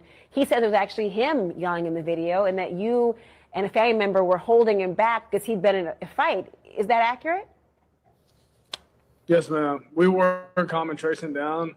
In that video where he said, "Give me my effing phone back," it sounds like him. So I'm pretty sure that he was right on that. But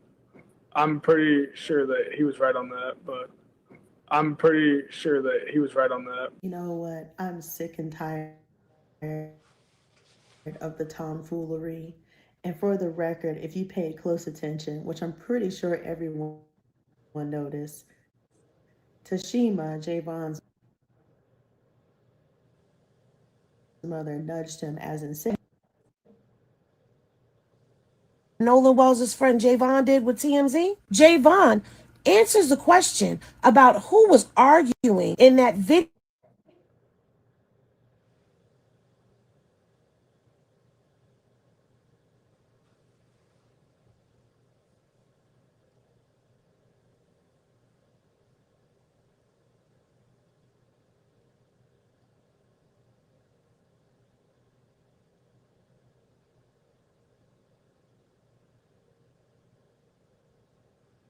Is it only me or you can't hear? No, I can't. I was waiting too. I was like, maybe it's. I don't know what he doing. What was going on? You can send me that link on my phone, and I can play it for you. Cause I don't know what he doing. The computer started freezing up again. Can't hear it.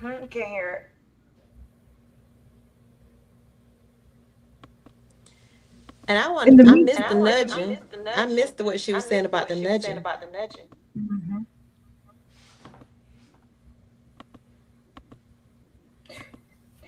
You heard about the news GPS data tracks Nolan Wells' movement before they disappeared? So they were tracking him with their phone, I guess. Wow.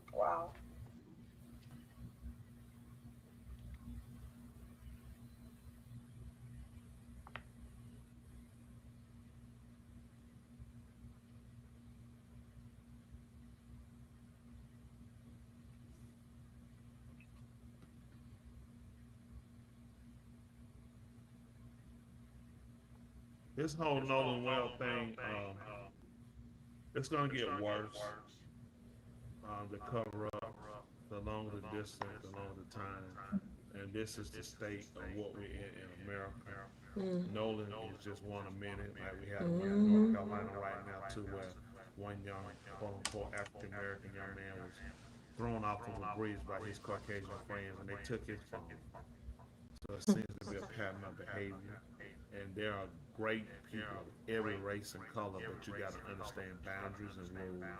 You got to understand where you go, how you do things, and make sure people are authentic. When people drink, they change. That's just being honest. I remember years ago when I was truck driving for Arnie and Gator, and I used to deliver to a place, this guy from New York. He was cool, white guy, really good guy. And quote unquote African American guy was there. He stopped me one day and talked to me. He said, "Man, you know what he did?" I was like, "No." He said, "So he went to the Christmas party. It was all white. He was the only black that worked at the company. And when he went there, the Caucasian guy asked him, why is he different than the other ones? Why he different?" He was like, "What?" He said, "Why are you different than the other ones?" He said, when he was like, "The other what?" He said, "The niggas." I said, "What?" So when he asked what, the white guy hauled off and hit him in the face. So he said everybody at the party grabbed him. They didn't grab the white guy, they grabbed him, tell him to calm down, everything was good, everything just calmed down. He been drinking. He said y'all grabbed him. I'm looking. So he said that, they broke it up, got him, held him, told him, hey, calm down. He drank it, everything's okay, da-da-da. So he came back to work Monday. He said the white guy rode up to him on the forklift and said, remember what I had said at the party? He said, yeah. He said, I meant that, and rode off. I never talked to the white guy again after that. I ain't have nothing to say to him. He knew I don't come around me, don't talk to me. I was good. I'm like, I thought you was cool. I'm like, but he was drinking. He got the alcohol in him. He was from New York. You know how people up north and what was he was getting me with, man, they so racist. That's how he came to me. Down south, man, they so racist down here. And he pulls the same foolishness. So you can be cool, but when they get alcohol, things change. It gets to want to touch on you, want to grab you. It is. I don't know why it's a big thing. A lot of times, Caucasians, they'll come. They like to put their hands on you. You know, you're a big. I don't like that. I don't go grabbing on people on how big you're. But it's always sizing you up. If anybody that's quote unquote African who know I'm talking about have experienced that. They love to put their hands on you to size you up, to tell you how big you are. Yep. I don't know if anybody on the side can. Have you ever dealt with that before? Oh man, look, they get ready. They get in them parties, man. One of them offered me some gum. Said, "Hey, you want some gum?" And gave me some watermelon flavored gum. I'm sorry, man. I didn't mean to. I'm sorry. Okay, where we going with this? I mean, Go on. eat watermelon. I apologize. That's how they get when they get drunk and all relaxed. That's how they get with you. They gave him a watermelon flavor. He's so crazy. Oh, we gonna blame the car. What y'all therapist say? What the therapist say? Did you eat it?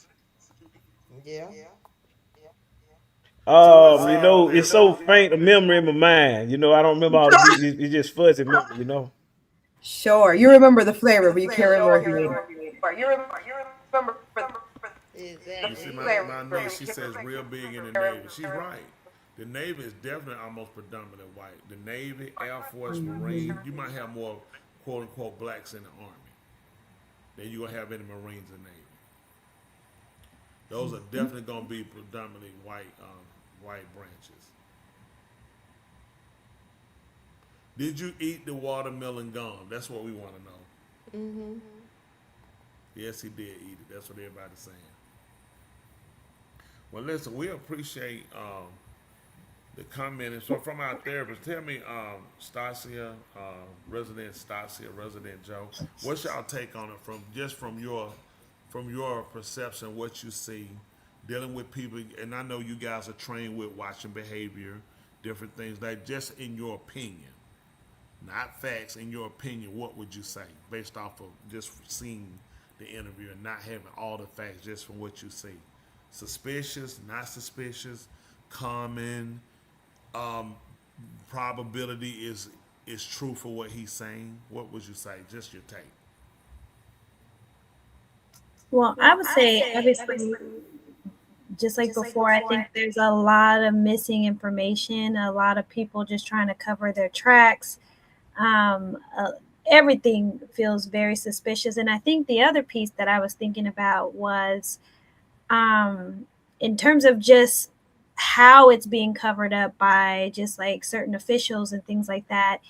It's so crazy how they really do just like play in our faces, just like it's like things are so different. And even just thinking about I just don't remember like growing up just not like friends killing friends. Like this is like, what is this? Like it's almost I can't wrap my mind around it. It's so common. So of course there's more to the story. And I think I had seen someone, I think it was a Brit that was commenting saying that we'll probably not get the truth. And that's so unfortunate because, you know, they'll put it in your face and show you how they feel about us, you know, essentially. But just the other piece, parents gotta really be more involved and engaged. You gotta know what's going on in y'all's kids' lives. It's crazy out here.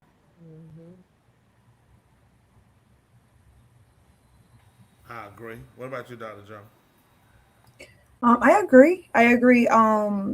A lot of the behaviors that his quote unquote best friend just do not seem natural. And for me, a lot of the things, I have a lot of questions. I have questions from the parents because I don't know, is it me or like when they were giving the interview, just I feel bad for this kid. This kid could have, I don't know if he suffered. He probably did. I don't know. It's just a sad situation. It seemed, for me, if they were to ask me, it seems like a whole huge lie. And if they do not discover what really happened, it would be so unfortunate that this child does not get justice. No. But it seems like a whole huge lie from beginning to the end, from timings to hand gestures to swallowing. It's just a lot that it just does not seem right. So it would be very unfortunate that he does not get justice, to me, after all this that we're seeing. I mean, we're not even experts like that, and we get to see a lie. So I'm pretty sure experts that really are, you know, study this can see clearly what's going on here. So, yeah. He was very emotionally detached in that interview, which is so crazy for that to be like a good friend of his. It doesn't bother him to the degree of what he's saying. I know how it would be, especially a teenager processing, like he said, I hadn't seen a lot of death. At 18, you wouldn't have seen a lot of death. Let's just a parent, or aunt, not typically a lot of death. So when young people have death that occur with them, especially within their age group, it's always hard hitting. Especially when he was just with me. It ain't like I hadn't seen him since high school. We was just together, and he came up missing, and he dead. I'm gonna wear so much guilt. I'm gonna have so much on me, like, wow, why didn't I just make him come? You know how you always go back, I should have made him come. I should have drug him in the boat. You know, I was hindsight thinking, because just like, whenever a person dies, you always looking at what could you have done differently, especially when you're looking at, this wasn't a health situation. This was a situation where you guys left him. So that guilt will weigh so heavily on you. So that again just shows you how disingenuous these people are. And we definitely don't want to make it seem like it's all whites, because it's not. You can wind up losing your life with your own race. But just seeing the human, it's the human factor. It's the human factor of, listen, even if you weren't my best friend, the fact that I know you is enough to say, no, this doesn't make sense. We don't have to get into my best friend in the whole wide world since second grade. It's the fact of, I couldn't see it. And then looking at, we got his phone. So how you going to get in touch with us later? Now, these are questions.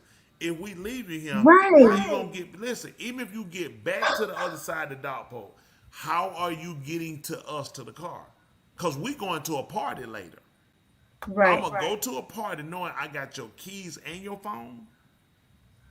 Who you going to call to find out I done that, where I'm at, or the company? How you going to get there? We not even at home with the car. Like, we was sitting at home waiting on him. Then your dad has a boat. How did y'all decide to go on the boat the next day to go? Why y'all couldn't have done this that night? Hey, Dad, I ain't heard from him. He missing. Let's get some people. Let's go out here and look. He was with y'all. It's just too many questions. People can say what they want. It's bad. There's one. I know it's kind of late, but this video is very short, and I'm just curious. I've seen a little bit, but I want to see it with you guys. If you guys don't mind, it's like literally 3 minutes or 2 minutes. But they're interviewing one of his friends, and you can see the people, the other buddies behind him, and they don't look drunk to me. But I mean, I might be wrong. I don't really have that expertise of that. But I'm just gonna play it real quick before. I know it's a little late, but let's just real quick. If you can. Give me access there. Can you see the screen? We with you. Okay. 1 second. Let me put volume in there.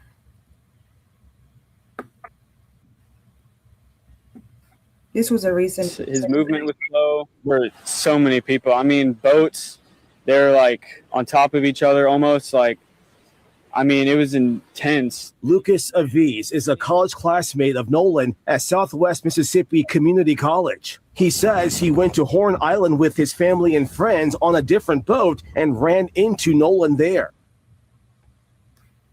So I'd say he's pretty hammered. He would slur his words. His movement was slow. There were so many people. I mean, boats, they're like on top of each other almost. Like, I mean, it was intense. Lucas Aviz is a college classmate of Nolan at Southwest Mississippi Community College. He says he went to Horn Island with his family and friends on a different boat and ran into Nolan there.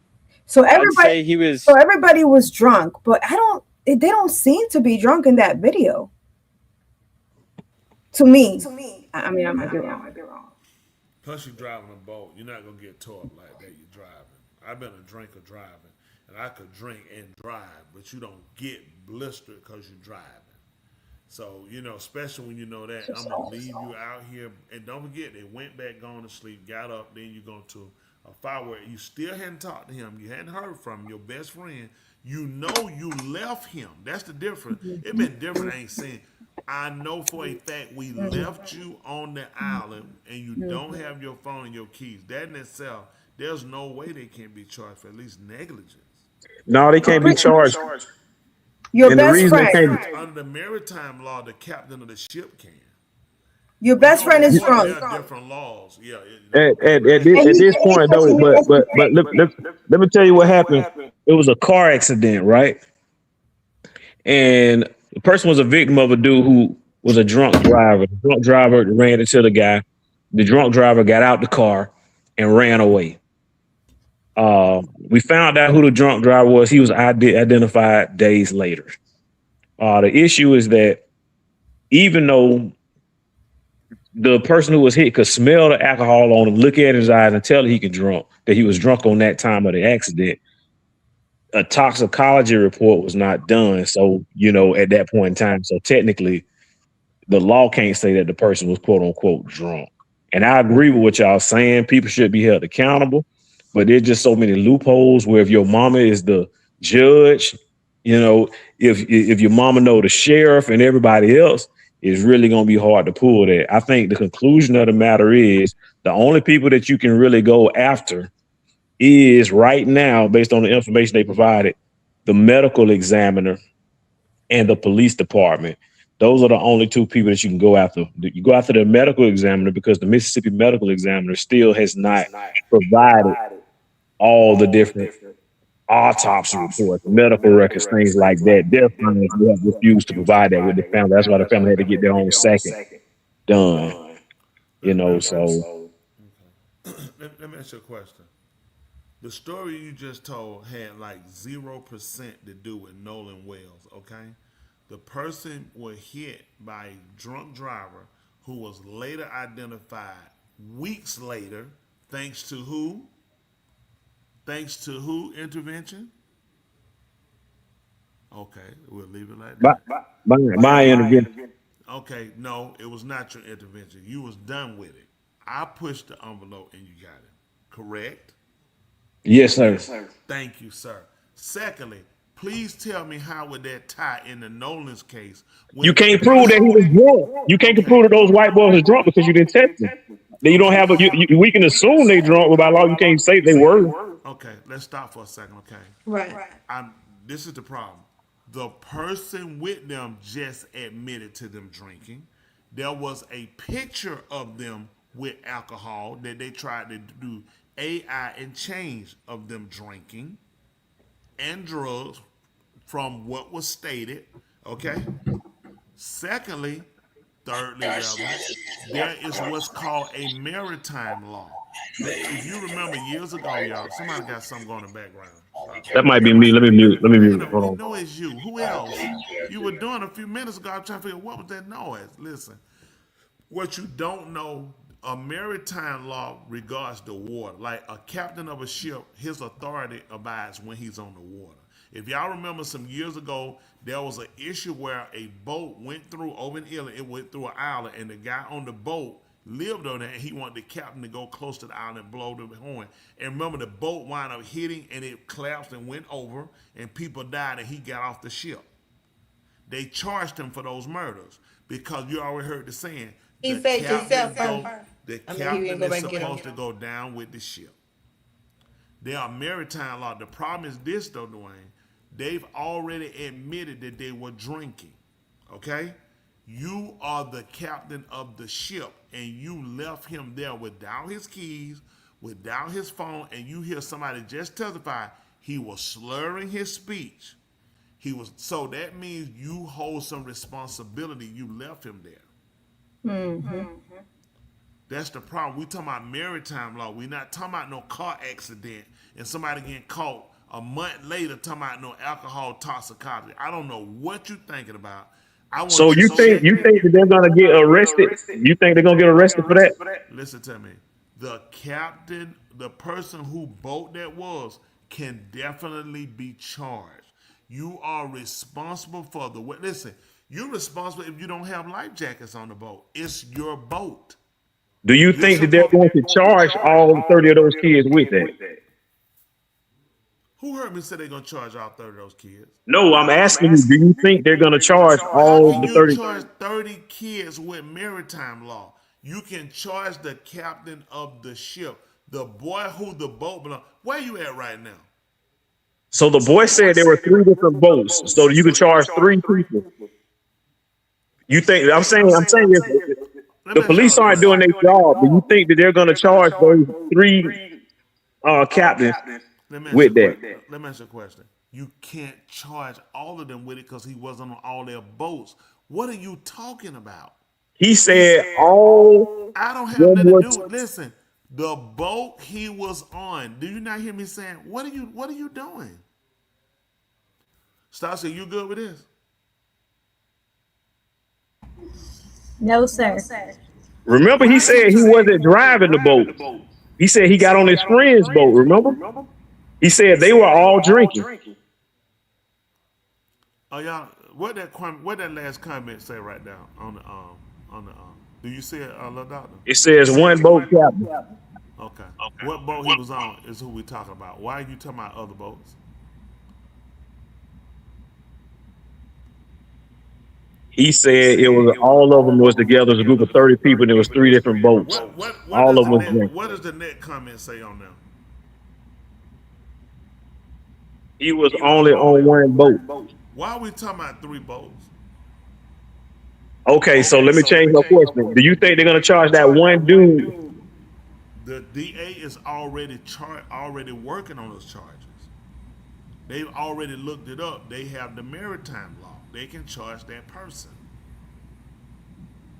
And if they do charge him, how much time do you think he's gonna get for that? Well, again, I don't know, but you can charge him. He will get some time because someone died and he was responsible. You're responsible for all of the passengers on your boat. Like you remember the guy said, "Oh, it was like a bunch of people getting on off the boat." This is another problem. If you know boating, you cannot have more passengers than you have life jackets. Every passenger has to have a life jacket. Right. So that's why you're gonna get him under merits. When you drive a boat, that's different. You are the water law. You are responsible for the safety and what. Just say like how that boat was sinking. He's responsible for that, cause that's the safety of other people. Nolan had to get off of that boat because your boat was faulty. You're supposed to inspect your boat. Just like as a commercial driver, I'm responsible. Even when I hook up to somebody, she'll tell you, say, when I hook up that trailer, I can holler I want to. I hooked up to, it's my responsibility to do a safety inspection on that trailer. If the tire blows come off and hit the windshield and kill somebody, I can't tell those people that you are, am I making this up, Lakari? No, sir, not at all. You are responsible. That's true. So the DA is already looking at those charges. He's not getting out of that unless they just say they're already looking to move on that. There's no way. So you know what? If that's the case, then that means his lawyers who advised him to do that interview, he just shot himself in the foot with the interview and incriminated himself. Let me ask you a question again. Did he tell you that was his boat?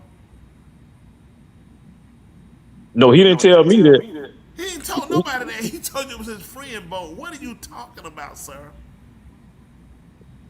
That video that he could get an interview, that can be used to get something, right? That interview going to be used on the boat captain that they were drinking. And they had been drinking all day. A passenger said that. Now, his testimony, if he goes back and says he didn't say that, is going to hurt him on a stand. Because you clearly use they're going to use that interview. If he come back and say, no, we weren't drinking all day. That's not what you said in the interview. So now you're going to have to say this. Either I'm lying on the stand or I'm lying in the interview. Right. See what I'm saying? But the captain of that boat is definitely going to be in trouble. Remember, you took the boat out. The boat was faulty. Nolan wouldn't have had to get off the boat if the boat wasn't faulty. A good attorney will hang them, and now what you will do, you can sue him. He's a minor. If he's under 18, you can sue him, and you can sue his parents. So probably finna get paid. Well, I mean, it's boating. You ain't gonna have that much. But now the fact that you say you were drinking, now you can go for the maximum. Because now you definitely got the captain was drinking, the boat was faulty. Had he not been drinking, he would have been competent.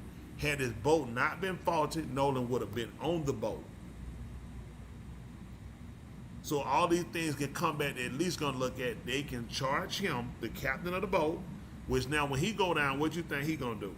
He gonna go down. He gonna tell the rest of them. And all the snakes gonna bite themselves. That's how you do it. You put the pressure on the captain of the boat at that point. His parents gonna nut up because it's gonna lead to them getting sued too. And guess what's gonna hurt him? That boat is not in that kid's name. It's in his uncle's name. Ooh. Which is gonna So you see how many people gonna get drugged down? Because I'm gonna sue that insurance of that boat. Why did they make that boy do that interview? Well, this is the thing. When you commit criminal acts, you don't think at the time when you're doing or how far things go. But if he's 18, that'll save his parents from getting sued. The person that gave him the boat is going to be liable. He's going to be liable because he was the captain of the boat and somebody lost their life. What about the person that gave them the alcohol? Also with that, they can be charged. All these people can be sued. Now, because now you're gonna look at this. Now you get down to this right here. Did somebody give it to him, or is there a store that sold it to him? Because remember now, they tell you now you ID everybody. It don't matter how they look. So you can't say they look 21.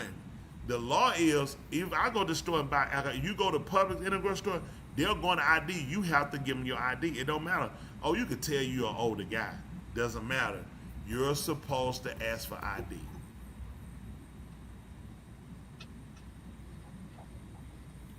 Probably bought it from their home. Well, no, I'm not sure. I'm sure they ain't bought it from home. Somebody bought it from him. Once you hang and lock him up and he start looking at time, he'll talk. 9 times out of 10, a store gave it to him. I'm sure you gave him a boat. Think about it. You drove this was going to hurt you. You've been drinking all day, right? You drove the boat out here. How did you get the boat back home? Drove it back. Which means you were still intoxicated. So when you start adding up enough of these little crimes, they come up to be a problem. Mm. Because it's going to incriminate a lot of other people at this point. Whether the parent got it, because they're going to be charged for giving minors alcohol. Everyone that was drinking, they're going to get. And that one child died. There's no way not to sue them for that. One child wound up dying. So now this is going to be your problem. Now, if I can't charge them for that murder, I can charge whoever bought that alcohol for it. Because he was slurred, he was drunk, he got this alcohol and he wound up dying. So nobody killed him. He died because of niggas of drinking. Which means I'm finna have an adult that's finna be charged who finna do murder. What you think that adult gonna do? Start talking. Somebody gonna tell it, y'all need to start telling these people something. I'm not going to jail. Mhm. I got y'all the bill, but I know good and well that's not how he died. See, now you start putting pressure on people to talk. Mhm. They didn't let me come down there. I walked straight in the room. I started slapping people. What I really hope is that this lawyer that they have do the job that he should be doing, because it does not. You're doing a better job than, I don't want to say it. Ben Crump is not a criminal attorney. That's the first problem. He's an ambulance chaser. Oh, So I'm saying he's an ambulance chaser. On his problem, he comes in on cases where it's open, shut, closed. He doesn't prove anything. He doesn't have. That's not his expertise. He is an ambulance chaser. When cameras show that the police, somebody, law enforcement, like these people, I'll come for that. I can get paid. He does not come in criminally to defend anybody. He's not a defense attorney. So good. So these people brought the wrong person in. They need somebody who can come in, who can fight for their end, get with the DA, say, no, this is the law. They can be charged for this. Let's at least prosecute for this.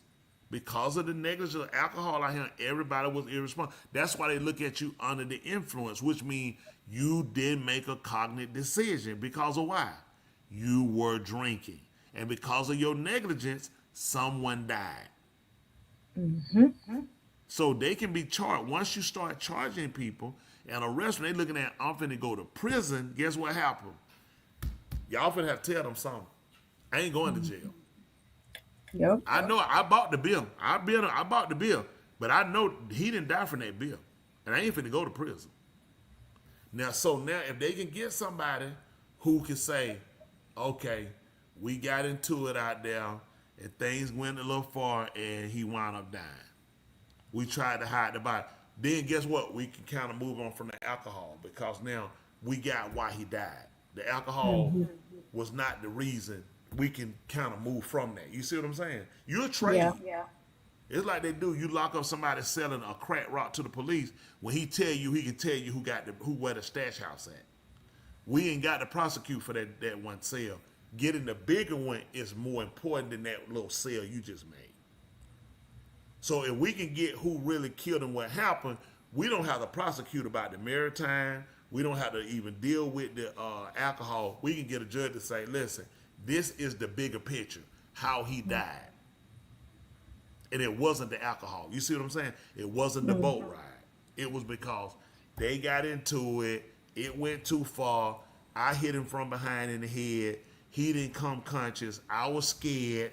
So we hit the body, then we threw it in the water.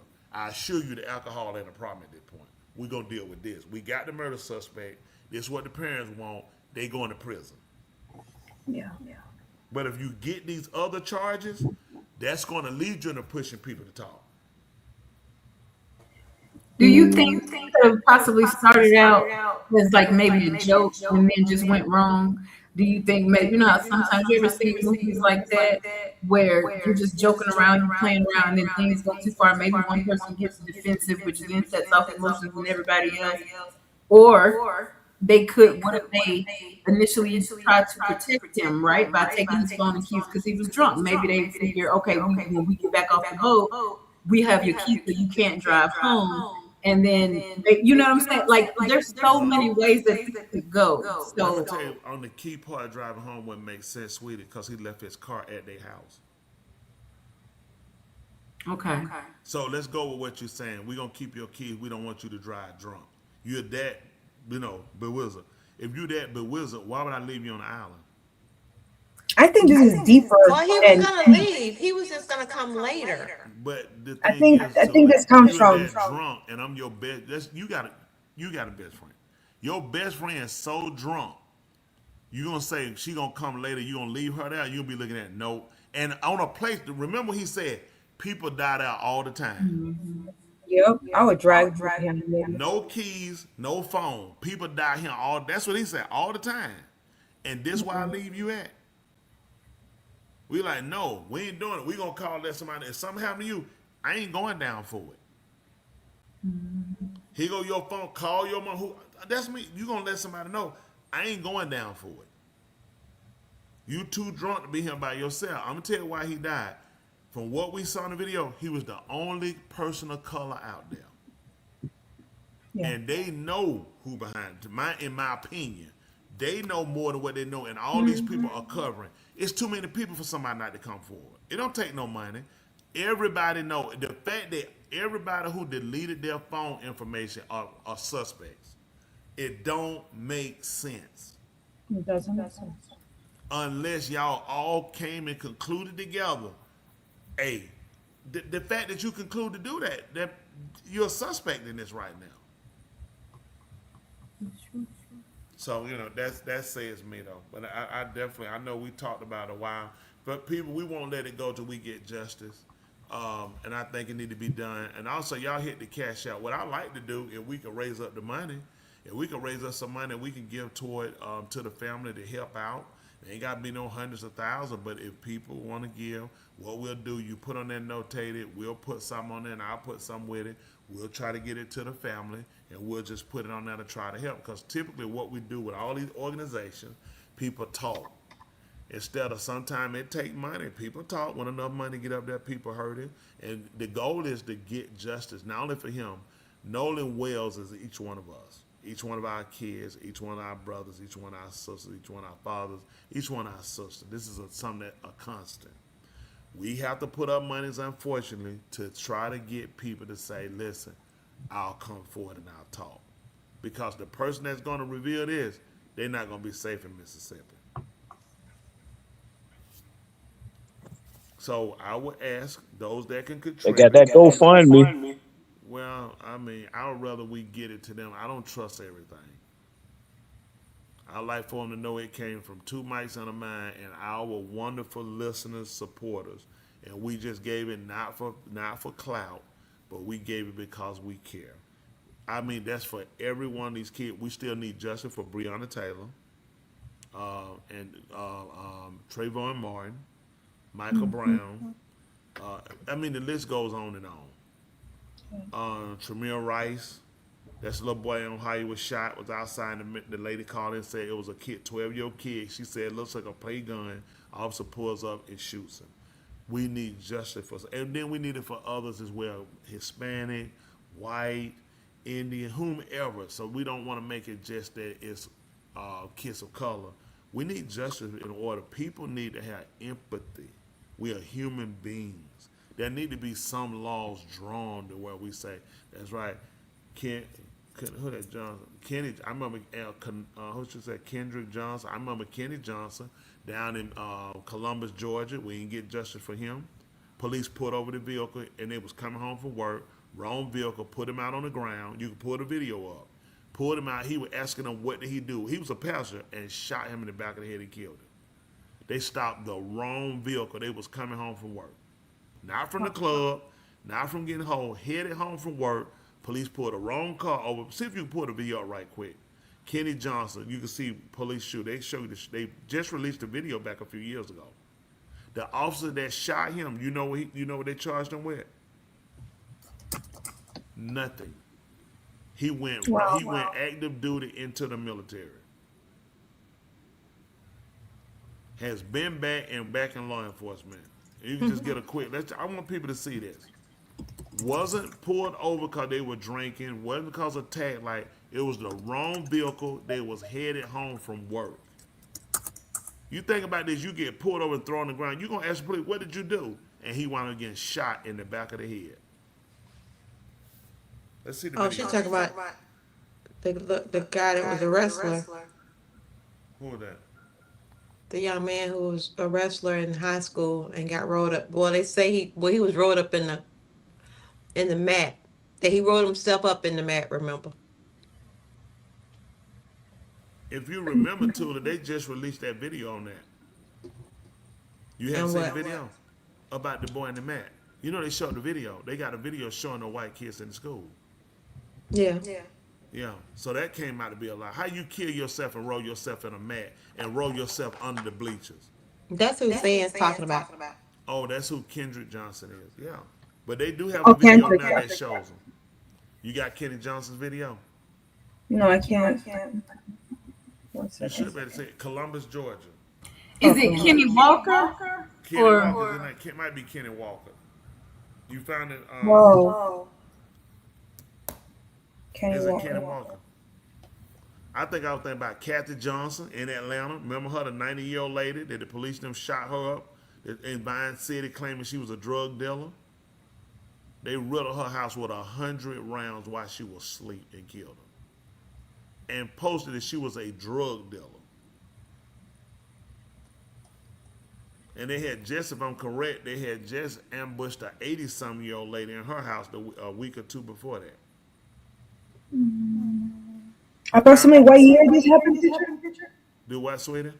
What year did this happen? It's in the 2000s, earlier. Or early 2000s. Probably 2008, 7, somewhere like that. Not sure. Yeah, Kathy Johnson and that. Hey, did this show ever have an end time anymore? We just went from 2 hours to 3 hours to midnight. We're like, what time we get off? What time the shift in? Man, if your wife's still up, you need to be up, man. At least she can get something out of you. She tired She of need being all the time. You ain't she need to come on the bed and give me my medicine. You ain't gonna do nothing. You ain't gonna do nothing. We know you all talk. Don't even worry about it. After 7 o'clock, you ain't no good. Oh, I think I found it. You just like 50 Cent said, man, you just a window shopper. Oh, that was a good one, preacher. I ain't know you listen to 50 Cent. I don't listen to him, and I don't listen to your 2 cents either. That 52 cent I don't listen to. Did you find anything on there? I found the article, but I can't find the video. It's a video showing that. Can y'all you found that video? It should have been easy to find. They just released a video back some years ago. They waited till he was gone, out the country. And the DA told him he wasn't going to do nothing. He wasn't going to help him prosecute. Let me see.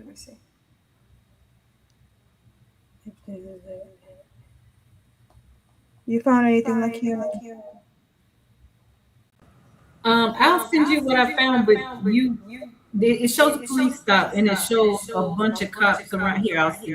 Yeah, that should show him on the ground. You can send it in the meantime. I'll show this one that I found. See.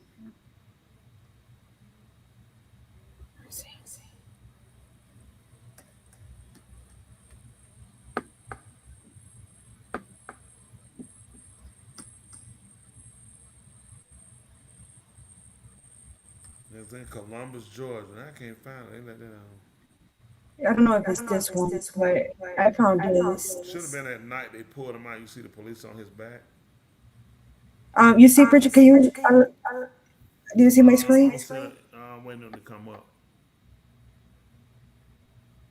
Once you put it up there, I can see it. I can put you up. I have it up. Let me see. Oh, I didn't see it. I'm gonna unshare it and share it again.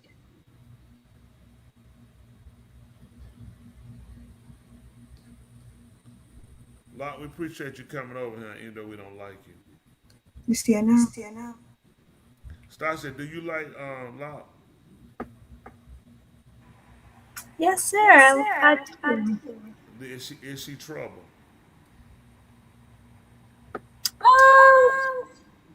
I It guess don't take that long. It depends. You see what she just said? How she just talked to you? That's why I say it depends. That's right. It doesn't sound like it is now. You see it, Bridget? You don't have it up yet. I shared it. Nobody else found? Oh, I got it. I'm sorry. So I had to draw it. I got. Oh. Okay. Let me restart this. It should be out now. Hold on. You just had it. Hold on. I just saw it. Hold on. I'm gonna I stopped sharing it. I'm gonna share it again.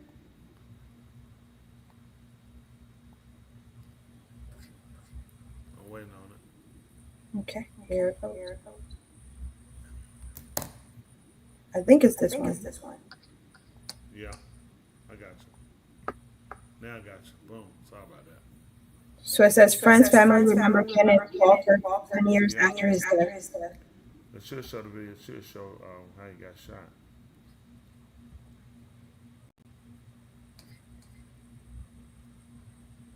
Hey. Hi. Could you Oh, that might be a commercial. please submit your expenses today? I was supposed to skip it. I don't know why it's. You have those expense reports? Hi. Well, 10 years ago today, an officer-involved shooting left an innocent man dead in Muskogee County and a community divided. The death of Kenneth Walker gained national attention, bringing civil rights activists like Jesse Jackson and Al Sharpton to the Columbus area.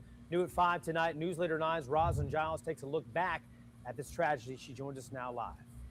Well, Jason, it was December 10th, 2003, just before 9 on a Wednesday night. Kenneth Walker is shot and killed by then Muskogee County Sheriff's Deputy David Glisson. It all started with a traffic stop of the wrong car. This dash cam video shows officers from the Muskogee County Tactical Special Response Team easing up on an SUV on I-185 southbound on a cold December night, 2003. This is the gray Yukon XL Kenneth Walker and the 3 other men were riding in that night. I'm told Kenneth Walker was sitting here in this back passenger seat. Before my car could come to a complete stop, people could get out the car, actually verbally telling you to get out and also physically snatching you out the car. 49-year-old Warren Bueller was in the driver's seat. We agreed not to show his face. Kind of tearing up now just talking about it. Bueller says he and Walker were best friends. It was like we mirrored each other. Even when I went off to college, he went to college. He would come and visit me at West Georgia when I was at West Georgia. And he went to FAMU. When he was at FAMU, I would go travel when I had time to go visit him. Walker was shot once in the head with a submachine gun at close range by Deputy David Glisson. And I just said somebody got shot. Then that's when I heard Daryl say they shot Kenny, man. And then I was like, oh, Lord. Bueller says the commotion took place while they were all on the ground. Walker was eventually taken to the medical center. The other men were handcuffed and taken in for questioning. Question us. I think maybe to about maybe 1, 2 in the morning. Then they just told us we can go. During the 4 hours of interrogation is when Bueller says they found out his childhood friend had died. All of us devastated. Walker was his mother's only child, who was also a friend, husband, and father of a then 3-year-old daughter. You didn't have no money, he would give you his last dime. He was just one of the nice, most genuine person that I ever met. Now, the officer, David Glisson, was fired about 2 months after the killing. He was never indicted and didn't serve any jail time. But Walker's family did receive a settlement. More on that new angle coming up at 6. Wow. You're muted, preacher. Yeah, that one that's fine. Just showing you how they shot him. They just let him go. He went active duty in the military. After he sat here and he killed an unarmed man face down on the ground. In the back of the head. You can see on the video, you can see the other officers move out the way and they looked at him trying to figure like you shot him. It threw them off, but it was the wrong vehicle. I know it's late for y'all. I know Love Doctor, Stasha got to get ready to put Love Doctor in the bed. He ain't gonna do nothing, just roll him. He don't need to take no bath. He's still clean, so you ain't got to worry about it. He ain't all the time. He ain't even dirty. But no, we definitely appreciate your time. We appreciate you coming on, guys. Stassi and Lakari coming on here with us tonight. I always appreciate our other hosts on here with us. We appreciate you guys for staying with us, listening. If we're going to ever fix the problems we have, we're going to have to learn what they are. Then we got to come up with tactics and ways to correct them. Just like what we saw with Nolan Wells. As soon as we can stay active about making sure it won't be covered. I know people, we need to go do this. That's not the answer. Listen, we are visitors here in America, although we were born here. You don't have the same rights as other people do. We have to use what our strength is. That's putting our trust and our confidence in our Creator and not giving up and not settling. We have to continue to keep the horns loud, lights flashing, so they'll know we will not be silenced. We cannot afford to lose. Listen, one quote-unquote black kid represents 1 million that we lose. That's one more young man that could have grown to become a husband, a father. You know what I'm saying? Who could have become a father, a brother-in-law, a father-in-law, a grandparent. What he could have added to our society, we've lost. So the quote-unquote African-American community is deeply wounded. It's unfortunate that we learn about the accolades of our kids after their lives have been snuffed from them. Yeah. Nolan Wells was a young man we would have possibly never known. But it came through his tragic death that we realized the people that they're taking from us are productive citizens. People that would have added something to us. Somebody who could have been somebody for us. So on that note, we will continue to make sure we get clarity, we get answers, and let them know we will not be moved. And we will not keep selling on our boys and girls being taken away tragically at the hands of their recklessness. Okay? Them being disingenuous. Everything they do to lure us out.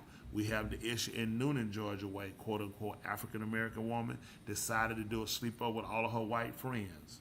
And what were these ladies in their 40s? And she decided to kill herself while she was there. Makes no sense. She left from her husband to do a sleepover with her friends, and she decided to kill herself.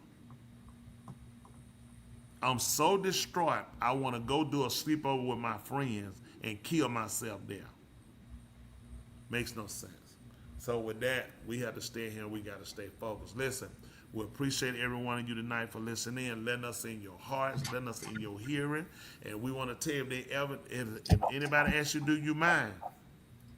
You tell me you always mind. Every Thursday night right here on Two Mics and My Mind. And remember, nobody else told you they love you. We love you. In our language, it's called Lahaba.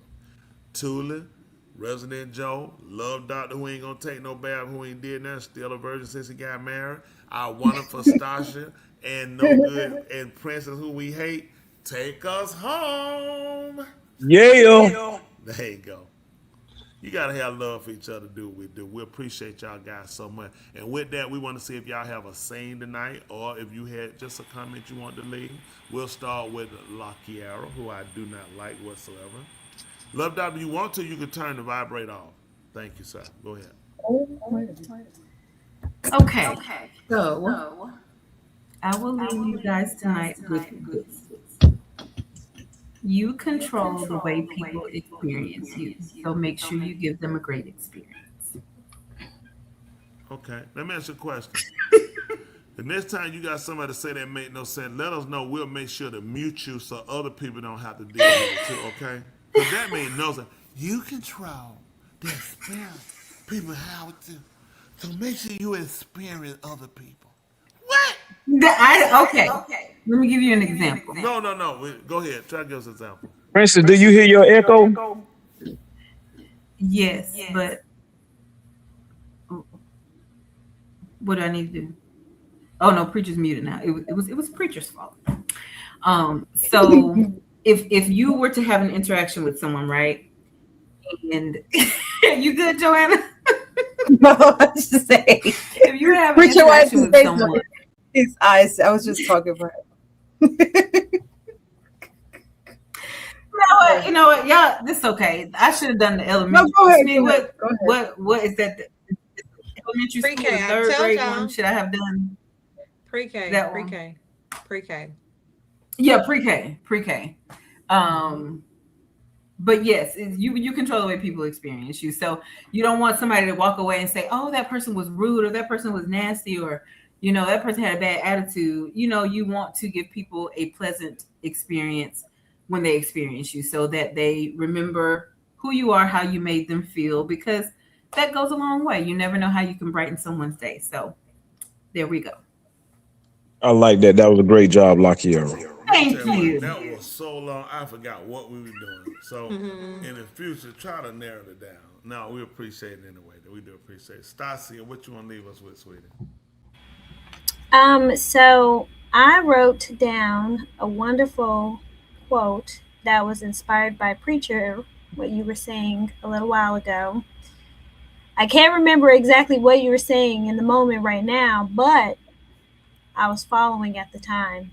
And so I wrote down, making changes requires active engagement in the process. Oh, that was a great job, sweetie.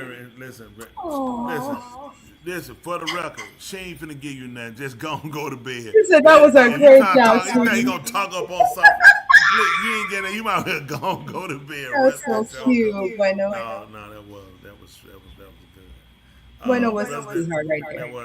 Love Doctor, let's see what you can do if you come behind your wife, because she did a great job. Worded, very poetic, very well spoken. Go ahead, what you got, Love Doctor? We're not expecting much, so don't try to put a whole lot in it. The fix starts with you. Make sure that you fix yourself so that you're not broken.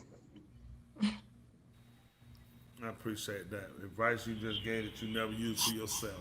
We appreciate it, because you're definitely broken. I'm sorry, collateral damage. Wow. Let me say, words of wisdom that I could leave for you is to make sure when you go out and project that you always are being true. That's off the dome. That's a great job, Preacher. I'm proud of you. I'd rather not. That means I need to do something else. Can I do another one? Can I say a bad word? When he's proud of me, I know I'm in trouble. Now go ahead. Who we got? Reverend Joe? Uh-oh. We in trouble. If you can see what's wrong, you can help make it right. Hold on for a second.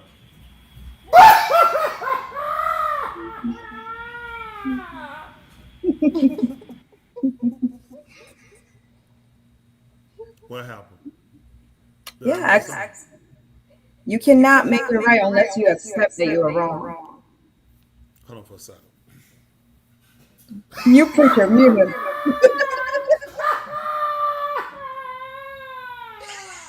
Preacher, you know we can hear you, right? Who got a scar? No. What happened? Something happened? Accept it. So you can change. If you know pre-K, I forgot. You did what? It's okay. All right, we got Tula. Come on, Tula, before you go to sleep. She getting old. Y'all gotta get my ball and chain done. She gotta hurry. She get home too. Smooth seas never made a skilled sailor. Okay, this the stuff you paid for. That's right. That's all you getting tonight. I know it. She definitely looked that up. I know she. Listen, I assure you that it's nothing that she just came up out of her head. Smooth seas. It's not something never made a skilled sailor.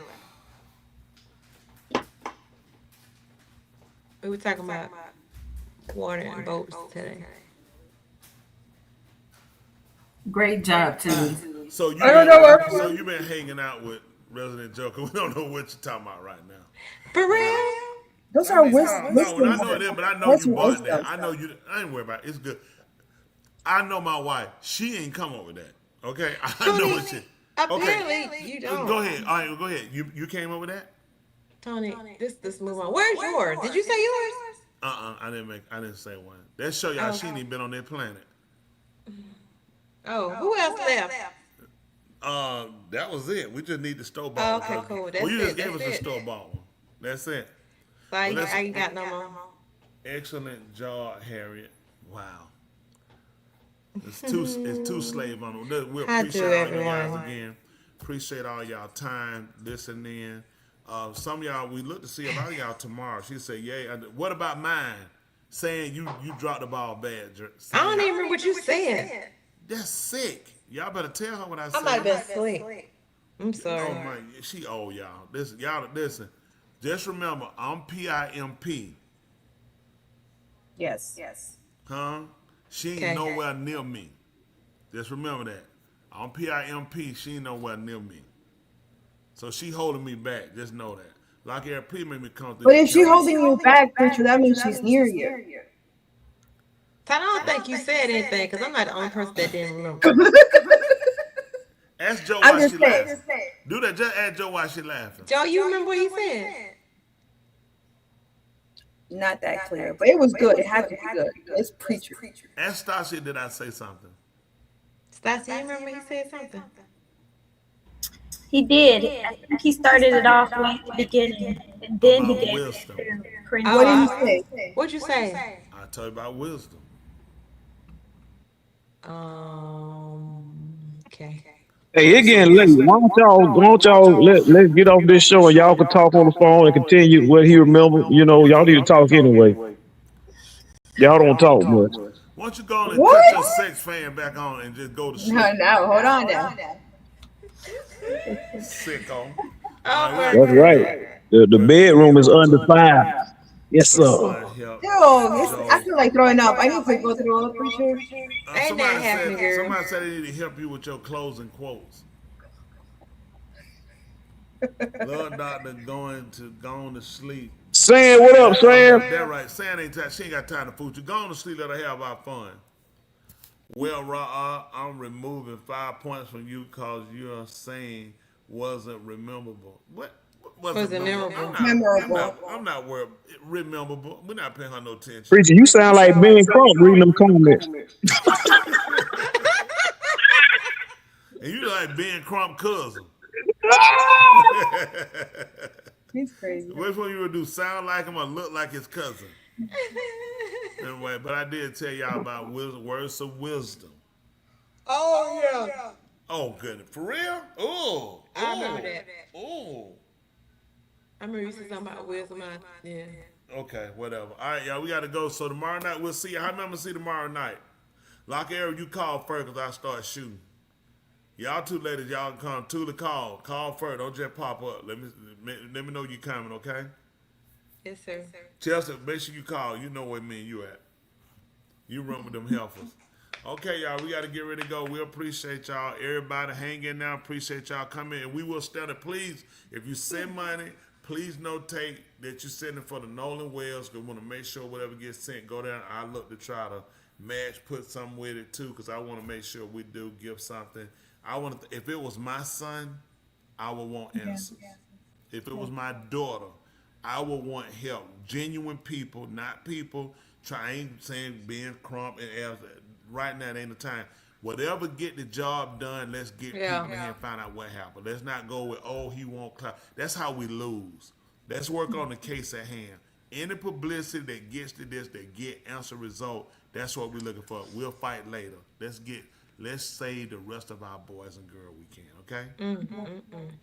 So we'll get ready to take y'all out. Go and take us out, little Dr. Tulin. Can you do it? Let me see. No, I can't. I ain't got control of. He done messed up for that little sex fan he got now blowing himself with. Oh, yes, sir. Tell me. Sicko. Let me see if I can play it. Stasha like it too. What is it with you with this sicko? What is it with you with this sicko? It's not us. Keep your eyes on him. All right, Okay, Tulin, wait. get ready to take us out. I'm trying. We're about to take it back. Ladies and gentlemen, here it is, the most listened to radio show on the planet. This station is now the ultimate power in the universe. Tony and Lee on the radio. Dr. Joe's therapy on the radio. The love got me going live on the radio. 2 mics and a mind on the radio. Radio, turned up on the radio. Radio, turned up on the radio. Radio, turned up on the radio. Radio, turned on the radio. 2 nights and the mind. 2 nights and the mind. 2 nights and the mind. 2 nights. Watch this. And the mind. All right. You do something better, I do something better, and guess what? We'll be better together. Yeah, y'all. Yeah, y'all. We'll see y'all. Make sure y'all come out tomorrow night.